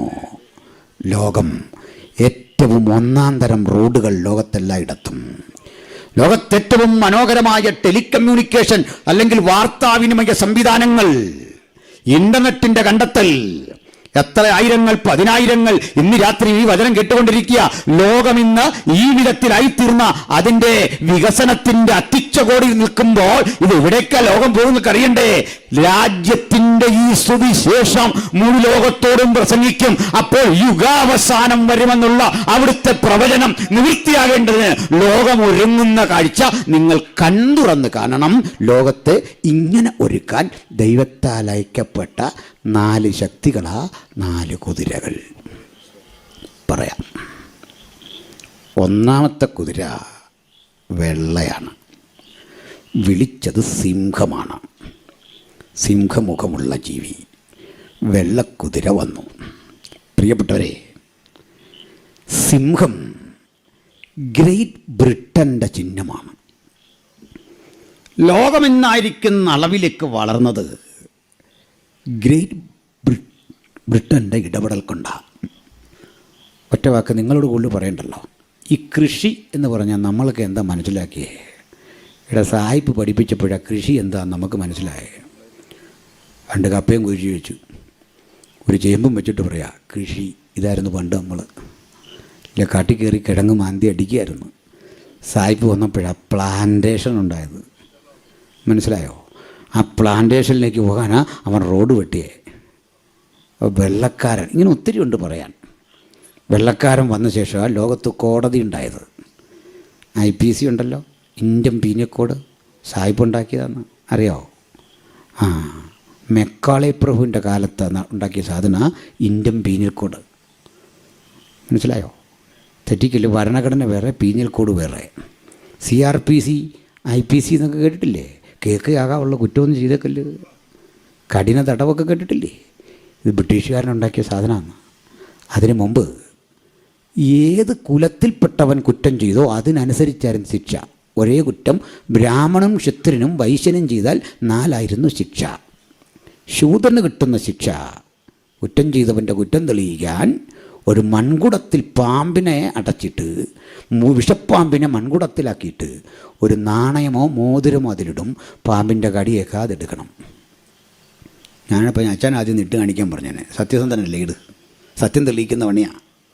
CBIയും എൻക്വയറി രീതിയൊക്കെ വന്നത് ബ്രിട്ടീഷുകാർ ഇന്ത്യ ഭരിച്ച ശേഷമാണ്. നിങ്ങൾ വേണം ബ്രിട്ടീഷ് ചാരനാണെന്ന് വിളിച്ചു, അതിനൊന്നും എനിക്ക് വിരോധമില്ല, ഒരു പ്രശ്നമില്ല. കാര്യം പോലെ പറയണമെന്നേ, അതിനുവേണ്ടി പറഞ്ഞ അവൻ കൊള്ളയടിച്ചിട്ടുണ്ട്, അതൊക്കെ ശരിയാണ്. അവൻ കൊള്ളയടിക്കുന്നതിന് മുമ്പ് ഇവിടുത്തുകാരൻ കൊള്ളയടിക്കായിരുന്നു. മനസ്സിലായില്ലേ? 108 വിധ കരം പിരിച്ചവന്മാരാ തിരുവിതാംകൂർ രാജാക്കന്മാർ. ജനാധിപത്യത്തിന് വേണ്ടി ഒന്നുമല്ല ഇവർ നിന്നേ. ഞാൻ എൻ്റെ രാജ്യത്തെ സ്നേഹിക്കുന്നു. 47 ശേഷമുള്ള 47 ശേഷമുള്ള ഇന്ത്യയിലാണ് എനിക്ക് പ്രധാനമന്ത്രിയും വിമർശിക്കാൻ അവകാശം കിട്ടിയേ. മുഖ്യമന്ത്രിയെ വിമർശിക്കുക ഈ സ്റ്റേജിൽ നിന്നൊന്നും ചെയ്യാനില്ല. എന്താ കാര്യം? പൗരന് അധികാരം കിട്ടിയതേ 47 ശേഷമാണ്. അതിനുമുമ്പ് അധികാരം രാജാവിലാണ്. വ്യക്തമായ കാര്യം. ബാക്കി ഞാനിപ്പോൾ പറയുന്നില്ല. ആഗസ്റ്റ് 15 എന്ന് പറഞ്ഞ് ഞാൻ നടത്തിയൊരു പ്രസംഗം കിടപ്പുണ്ട്, കേട്ടാൽ മതി. ഇനിയും വരുന്നുണ്ട് അടുത്ത ആഗസ്റ്റ് 15, അന്നും ബാക്കി വെച്ചിട്ടുണ്ട്. ഇതൊക്കെ പറഞ്ഞിട്ടേ ഇവിടുന്ന് പോകുന്നുള്ളൂ. ഇനി ഇതിന് പരമൊന്നും വരാനില്ല. ഇതൊക്കെ ചുരുക്കി പറഞ്ഞാൽ ഇന്ന് കാണുന്ന അളവിലേക്ക് ലോകത്തെ വാർത്തെടുത്ത് വെച്ചവൻ ബ്രിട്ടീഷുകാരനാണ്. അല്ലെങ്കിൽ അമേരിക്ക പോലുള്ള രാജ്യങ്ങളുടെ കയ്യിലാണ് ഇന്നും ലോകാധിപത്യം. ബ്രിട്ടനിൽ നിന്ന് പോയ സാധനം അമേരിക്ക കേട്ടോ, ഓസ്ട്രേലിയയും. ലോകത്തെ 1-ാം നിരയിലേക്ക് പടുത്തുയർത്തിയത് പാശ്ചാത്യനാണ്, സംശയമൊന്നും വേണ്ട. ലോകം ഇന്ന് കാണുന്ന അളവിലേക്ക് വളർത്തിയതിൽ പാശ്ചാത്യൻ വഹിച്ച പങ്ക് വളരെയാണ്. അവൻ്റെ നിറം വെള്ളയാണ്, അവനെ വിളിച്ചതൊരു സിംഹമാണ്. അവൻ്റെ പ്രത്യേകത പറയാ, ജയിക്കുന്നവനായും ജയിപ്പാനായും പുറപ്പെട്ടു. അവൻ ജയിച്ചു, ജയിക്കാൻ പുറപ്പെട്ടു. സമാധാനം അവൻ പറഞ്ഞത്. 2 പെരുക്ക് കൊടുത്താലും അവൻ ചിരിച്ചുകൊണ്ടേ കൊടുക്കുള്ളൂ. മനസ്സിലല്ലേ? ബോംബിട്ടാലും ഒന്ന് ചിരിച്ചേ കൊടുക്കുള്ളൂ. ഒന്നുമില്ല ചാ ബോംബിടാൻ വന്നാണ്, ഇങ്ങനെ അടി കൊടുക്കുള്ളൂ. ഇങ്ങനെയാണ് പാശ്ചാത്യൻ. പാശ്ചാത്യൻ ഹുങ്കും ബങ്കത്തരവും കാണിച്ച് അതിൽ കിടന്നിങ്ങനെ നിൽക്കുമ്പോൾ തമ്പുരാന് തോന്നി അധികം വേണ്ട, ദൈവം ഇങ്ങനെ കേട്ടോ, അധികം കളിക്കരുത് ആരാണെങ്കിലും. ദൈവം ഒരു 2-ാം ശക്തി എഴുന്നേൽപ്പിച്ചു. ആ 2-ാം ശക്തിയെ വിളിച്ചത് ആരാന്നറിയണ്ടേ? ഒരു കാള. കാള എന്തിൻ്റെ പ്രതീക? വണ്ടി വലിക്കുന്നവൻ്റെ, തൊഴിലെടുക്കുന്നവൻ്റെ, വർക്കിംഗ് ക്ലാസ്. അവൻ പണിയെടുക്കുക. വർക്കിംഗ് ക്ലാസിൻ്റെ പ്രതിനിധിയായ കാള വിളിച്ചു, വരിക. വന്ന സാധനം കണ്ടോ? ഒരു ചുവന്ന കുതിര. ചുവന്ന കുതിരയുടെ പുറത്തൊരുവനിരിക്കുന്നു, കയ്യിലൊരു വാള്. മനുഷ്യൻ ഭൂമിയിൽ നിന്ന് അന്യോന്യം സമാധാനമെടുത്തു കളയാൻ അവന് അധികാരം കിട്ടി, ഒരു വലിയ വാളും. ഞാൻ ഒത്തിരി വിശദീകരിക്കുന്നില്ല, ഭാവിച്ച കാര്യങ്ങളെല്ലാം പഠിച്ചോണം, ഇല്ല എൻ്റെ സമാധാനം പോകാം. മനസ്സിലായോ കാര്യങ്ങൾ? 1-ഉം 2ഉം ശക്തികൾ. ഒന്ന് പാശ്ചാത്യൻ്റെ ശക്തിയെങ്കിൽ, ബ്രിട്ടൻ്റെ ശക്തിയെങ്കിൽ, ലോകത്തിൽ ബ്രിട്ടൻ ആധിപത്യം ചെലുത്തി നിൽക്കുമ്പോൾ അവനെ അമ്പരപ്പിച്ചുകൊണ്ട് ഒരു 2-ാം ശക്തി എഴുന്നേറ്റു. അതാണ് കാളയുടെ വിളി, ചുവപ്പൻ ശക്തി. നിങ്ങൾ നോക്ക്, മംഗോളിയൻ്റെ നിറം ചുവപ്പ്, മുടി ചുവപ്പ്, കൊടി ചുവപ്പ്, എല്ലാവരും ചുവപ്പാണ്. റഷ്യ പോലെയുള്ള, ചൈന പോലെയുള്ള രാഷ്ട്രങ്ങളെയാണ് ഞാൻ ഈ സംസാരിച്ചത്. ഇവർ 2 ലോകത്തിൻ്റെ 1-ഉം 2ഉം ശക്തികൾ. അങ്ങനെ ഇരിക്കെ കഴിഞ്ഞ നൂറ്റാണ്ടിലെ സഹസ്രാബ്ദത്തിലെ നമ്മൾ ഉറങ്ങാൻ കിടന്നു. ഒരു വാർത്ത കേട്ടിട്ടാണ് ഉറങ്ങാൻ കിടന്നത്. സോവിയറ്റ് യൂണിയൻ്റെ തകർച്ച. പിന്നെ ഒറ്റ ശക്തിയെ ലോകത്തുണ്ടായിരുന്നുള്ളൂ, അമേരിക്ക. 90കളിലെ റഷ്യൻ പതനത്തിനു ശേഷം 2000 ആണ്ടങ്ങോട്ട് തുടങ്ങി പുതുലോകത്തിലേക്ക്, പുതിയ സഹസ്രാബ്ദത്തിലേക്ക് കണ്ണു തിരുമ്മി ഉണർന്നപ്പോൾ മറ്റൊരു വാർത്ത കാതുകളിൽ കേട്ടു, അമേരിക്ക തകർന്നു സാമ്പത്തികമായിട്ട്.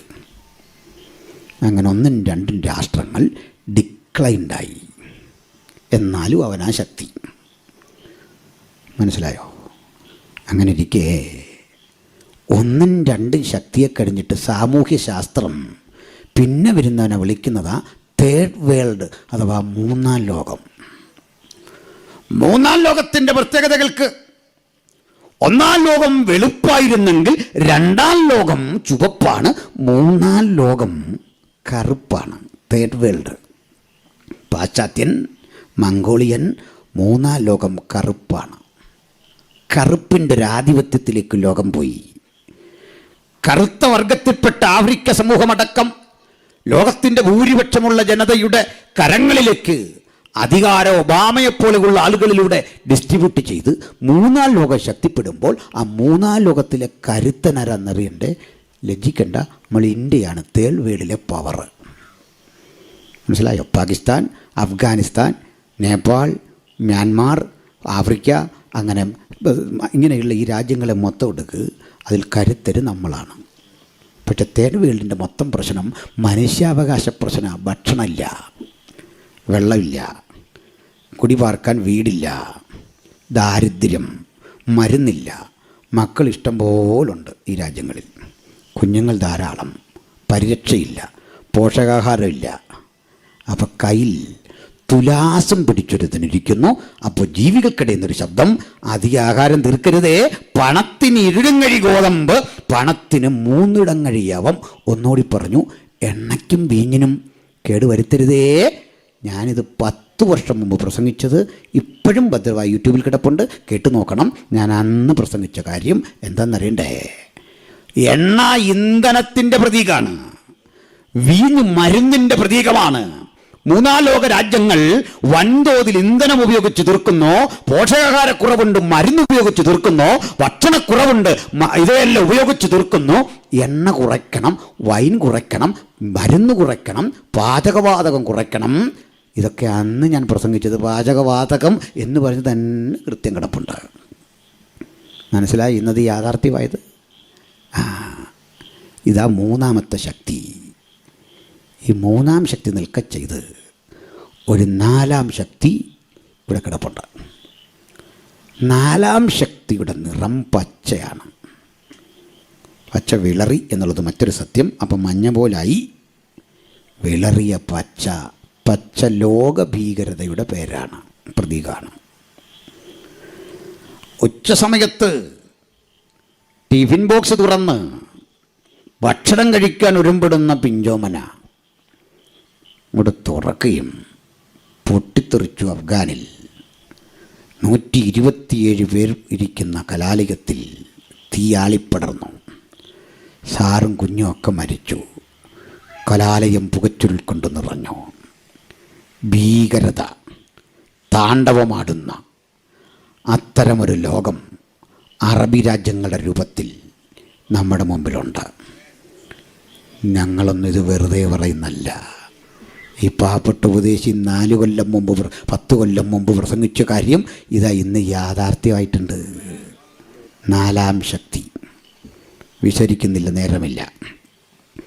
നാലാം ശക്തിയുടെ പ്രശ്നം കേൾക്കുക. ഓയിൽ ഉൽപ്പാദ രാജ്യങ്ങളാണ്. ഈ രാജ്യങ്ങളിൽ ഓയിലുണ്ടെന്ന് കണ്ടുപിടിച്ചത് നമ്മൾ ബൈബിളാന്നുള്ള കാര്യം അറിയോ? വേറൊരു പ്രവാചകനും അല്ല കണ്ടുപിടിച്ചേ. ഇവിടെ സ്വർണ്ണമുണ്ടെന്ന് കണ്ടുപിടിച്ചാരാ? നമ്മുടെ ബൈബിളാ. എന്താ തെളിവ്? അവിടെ ധാരാളം പൊന്നുണ്ട്, അവിടുത്തെ പൊന്ന് മേത്തരമാകുന്നു. വായിച്ചിട്ടുണ്ടോ? അവിടെ കീൽക്കുഴികൾ ധാരാളമുണ്ട്. കണ്ടുപിടിച്ച നമ്മളാന്ന്. അവിടെ ബ്രിട്ടീഷ് പെട്രോളിയം കോർപ്പറേഷൻ പോലെയുള്ള വൻകിട കമ്പനികൾ ചെന്ന് ഉത്ഖനനം ചെയ്തെടുത്തപ്പോഴാണ് ഈന്തപ്പഴം കഴിച്ചും ഒട്ടകപ്പാൽ കുടിച്ചും ഉണക്കമീൻ ഭക്ഷിച്ചും ജീവിച്ച അറബിക്ക് വിവേകമുണ്ടായത്, അവൻ പണക്കാരനായത്. സ്ഥിതിഗതി മനസ്സിലായില്ലേ? എന്നാലേ ഇല്ലിറ്ററസി മുതലാക്കി ലോകഭീകരതയ്ക്ക് ഇത്തരം രാഷ്ട്രങ്ങൾ തിടുക്കം കൂട്ടിയപ്പോൾ ആ ഭീകരതയെ അമർച്ച ചെയ്യാൻ ഒരു രാഷ്ട്രം അവിടെ ചെന്ന് നിലയുറപ്പിച്ചു, അമേരിക്ക. സദ്ദാമിനെയൊക്കെ നമ്മുടെ നാട്ടിലെ ആളുകൾ വീരപരിവേഷം ചെയ്ത് ഇങ്ങനെ പുകഴ്ത്തുമ്പോൾ കുർദുകളെ കൂട്ടക്കൊല ചെയ്ത് ജനോസൈഡ്, ഇതൊന്നും പറയാൻ എനിക്ക് നേരമില്ല. അവിടെയൊക്കെ ചെന്ന് ആട്ടിച്ചൊതുക്കി. കുവൈറ്റിനെ, ഇറാഖിനെ, അഫ്ഗാനെ അടിച്ചങ്ങോട്ട് ഒതുക്കിയപ്പോൾ ഭീകരത അല്പം ഒതുങ്ങി. ഇങ്ങനെ പച്ചയുടെ വീര്യം അടിച്ച് പരത്തി ഒതുക്കിയപ്പോൾ പച്ച അല്പം വിളറിപ്പോയി. കാര്യം മനസ്സിലായോ? ബൈബിളിൻ്റെ ഒരു ഭാഷ. നിർത്തുക ഞാൻ. പക്ഷേ എന്നൊരു കാര്യം, ഈ ഭീകരതയെ ആയുധം വെച്ച് അടിച്ചൊതുക്കിയാലും അതൊരു സമയമാകുമ്പോൾ ഇളകിഞ്ഞു വരും. എന്നെ തെളിവ് പറയാം. കുഞ്ഞുങ്ങൾ പഠിക്കുന്ന സ്കൂളിൽ മിണ്ടരുത്, ചിരിക്കരുത്, കരയരുത്, അങ്ങോട്ട് തിരിയല്ല് എന്തെല്ലാം നിർദ്ദേശമാണ്. പിള്ളേരിതെല്ലാം കെട്ടിങ്ങനെ വീർപ്പ് മുട്ടിയിരിക്കും. 4 മണിക്കൊരു കൂട്ടവല്ല്. ആ സമയത്തൊരു കാഴ്ച കണ്ടിട്ടുണ്ടോ? കുഞ്ഞുങ്ങൾ കൂവിക്കൊണ്ടായിരുന്നേക്കുന്നത്. ആണും പെണ്ണും എല്ലാം ഒരൊറ്റ കൂവിച്ച്. ആരെയാ? അപ്പനെ, അമ്മയെ, സാറിനെ, സ്കൂളിനെ, വിദ്യാഭ്യാസ വകുപ്പിനെ, മന്ത്രിയെ എല്ലാം കൂടെ അതുങ്ങളൊരു ഒറ്റ കൂവിച്ച. ഇതാ ഇങ്ങനെ ഒതുക്കി വെച്ചുള്ള കുഴപ്പം. കയറി അടിക്കും. കാത്തിരുന്നോ, കനത്ത അടിയുടെ കാലം വരാൻ പോവാ. ഇന്ന് പലരും പ്രോത്സാഹിപ്പിക്കും ഭീകരതയെ. സൂക്ഷിച്ചിരുന്നോ, 10 വർഷം കൂടെ ജീവിക്കാൻ നമുക്കൊക്കെ ആയുസ് കിട്ടിയാൽ ഞങ്ങൾ ഇന്ന് പറഞ്ഞത് കുറിച്ചിട്ടോ, ഇത് യൂട്യൂബിലുണ്ട്, കിടപ്പുണ്ട്, കണ്ടോ, മുൻകൂട്ടി അഡ്വാൻസായിട്ട് ഞങ്ങൾ ഈ മെസ്സേജ് തരിക, എഴുതിയിട്ടോ. ഞങ്ങൾ പറഞ്ഞൊന്നും നടക്കാതിരുന്നിട്ടില്ല. ഹല്ലേലൂയ. ഇങ്ങനെ ഭൂമിയെ മുഴുവൻ നശിപ്പിക്കുന്ന ഭീകരത കൊണ്ട് തീരാത്തവൻ്റെ ഗതികേട് നിങ്ങൾക്ക് മനസ്സിലാകുന്നൊരു കാര്യം കൂടി പറയാം. ബൈബിൾ പറയാ, ശേഷം മനുഷ്യർക്ക് ഭൂമിയിലെ കാട്ടുമൃഗങ്ങളെ കൊണ്ട് മരണം വന്നു. ഞാൻ ഹൈറേഞ്ചിൽ നിന്ന് ഒത്തിരി പറയണോ? പന്നിയെ നമ്മളെയും കൂടെ കണ്ടാൽ വനംവകുപ്പ് സല്യൂട്ട് അടിക്കുന്നു. പന്നിക്കാ പ്രോട്ടോക്കോൾ അനുസരിച്ച് പന്നിയാ നമ്മളെക്കാളൊക്കെ മേളിൽ. ഞാൻ പൂഞ്ഞാർ നിയോജകമണ്ഡലംകാരനാണ്. ഇപ്പോൾ അങ്ങോട്ട് PC ജോർജ് MLA ആയിരിക്കുമ്പോൾ എക്സൈസ് വന്ന് ഭയങ്കര ക്ലാസ് എടുത്തു. എക്സൈസും വനംവകുപ്പും ഒക്കെ. ഈ പട്ടിയെ കൊല്ലരുത്, തെരുവുനായെ കൊല്ലരുത്, പന്നിയെ കൊല്ലരുത്. എന്നിട്ടൊരാൾ പറയാ, മനേകാ ഗാന്ധി അങ്ങനെ പറഞ്ഞിട്ടുണ്ടെന്ന്. PC ജോർജ് എഴുന്നേറ്റിട്ട് പറഞ്ഞു, ഒരു 5-6 ട്രെയിനെ കയറ്റി ഇതിനെല്ലാം അങ്ങോട്ട് വിടാം, അവർ കൊണ്ട് വളർത്തിട്ടെന്നു. ഇത്ര സന്തോഷമാണ്, അങ്ങോട്ട് കയറ്റിവിടാം. ഞാൻ ഓർത്തപ്പോൾ പറഞ്ഞെന്നുള്ളൂ. പ്രിയപ്പെട്ടവരെ, കാട്ടുമൃഗം മനുഷ്യനെ കൊല്ലുന്നത് ഇന്ന് ചെറിയ സംഭവമാണ്. താമസിക്കാതെ നാട്ടിലേക്ക് ഇറങ്ങും. നാട്ടിലേക്ക് ഇറങ്ങുന്ന സംശയം വേണ്ട. വേറെ കാരണമൊന്നുമില്ല. ആര് തടഞ്ഞാലും സംഭവം ഈ പുസ്തകം പറഞ്ഞൊന്നും നടക്കാതിരുന്നിട്ടില്ല. ഇതൊക്കെ കാണുമ്പോൾ ഭക്തൻ തലകൾ ഉയർത്തണം. ഒരു കാഴ്ച നിങ്ങൾക്ക് കാണാം. ഏത് കണ്ണും അവനെ കുത്തിത്തുളച്ചവരും അവനെ കാണും. ഭൂമിയിലെ ഗോത്രങ്ങളൊക്കെ അവനെ ചൊല്ലി വിലപിക്കും. നിഴലുകൾ പൊരുളുകളായിക്കൊണ്ട് ഈ ലോകം അണിഞ്ഞൊരുങ്ങുന്നു. 4 സാമ്രാജ്യങ്ങളുടെ അതിശക്തമായ ഇടപെടലിലൂടെ യേശുവിൻ്റെ പുനരാഗമനത്തിന് ലോകം അറിയാതൊരുങ്ങുമ്പോൾ തൻ്റെ കാന്തയും തന്നെത്താൻ ഒരുക്കിയിരിക്കുന്നു. ഞാൻ ഈ ചിന്തകൾ പാതി വഴിയിൽ എത്തിച്ചു നിർത്താൻ കാരണം, ബാക്കി നാളെ കേൾക്കാം. ഒന്നും പാസ്റ്ററോട് പറയണ്ട, അദ്ദേഹം ചെയ്തോളൂ. അതാ വചനശുശ്രൂഷയുടെ പ്രത്യേകത. ഈ പാലം തണ്ടി ഇങ്ങനെ വന്നിരിക്കും, ബാക്കി അവിടെ വന്നോളും. അതാ വചനം. ഇന്ന് രാത്രി അവസാനിപ്പിക്കുമ്പോൾ ദൈവമക്കളെ ഒരു കാര്യം ഓർത്തുള്ളൂ. പ്രാർത്ഥനയോടെ വേണം മടങ്ങിപ്പോകാൻ. നാളെയും പ്രാർത്ഥനയോട് കൂടി വേണം മടങ്ങി തിരിച്ചു വരാൻ. പക്ഷെ നാളെ എനിക്കും നിങ്ങൾക്കും വരാൻ കഴിയുന്നില്ലെങ്കിൽ ഒന്നുറപ്പിച്ചു കൊള്ളണം. നമുക്കാർക്കും ഇവിടെ സന്നിഹിതരാകാൻ കഴിയാത്ത മറ്റൊരു കാരണം സംഭവിച്ചാൽ ആ കാരണം മറ്റൊന്നുമല്ല, അരുമനാഥനായ യേശുവിനെ എതിരേൽക്കാൻ ഇന്ന് രാത്രിയാണ് അവസരമൊരുങ്ങുന്നതെങ്കിൽ ഇപ്പോഴാകുന്നു സുപ്രസാദ കാലം, ഇപ്പോഴാകുന്നു രക്ഷാദിവസം. ഇത്ര വലിയ രക്ഷയെ നമ്മൾ ഗണിക്കാതെ പോകരുത്. ഇതാ അവൻ മേഘാരൂഢനായി വേഗം വരുന്നു. ഏത് കണ്ണും അവനെ കുത്തിത്തുളച്ചവരും അവനെ കാണും. അവൻ്റെ വരവെങ്കിൽ എടുക്കപ്പെടാൻ നമുക്ക് സൗമ്യഭാവരായി അവനെ എതിരേൽക്കാൻ ഉണരാം, ഒരുങ്ങാം, ജാഗരിക്കാം, പ്രാർത്ഥിക്കാം. ഈ രാത്രി ഈ വചനങ്ങളാൽ ദൈവം നമ്മെ അനുഗ്രഹിക്കും.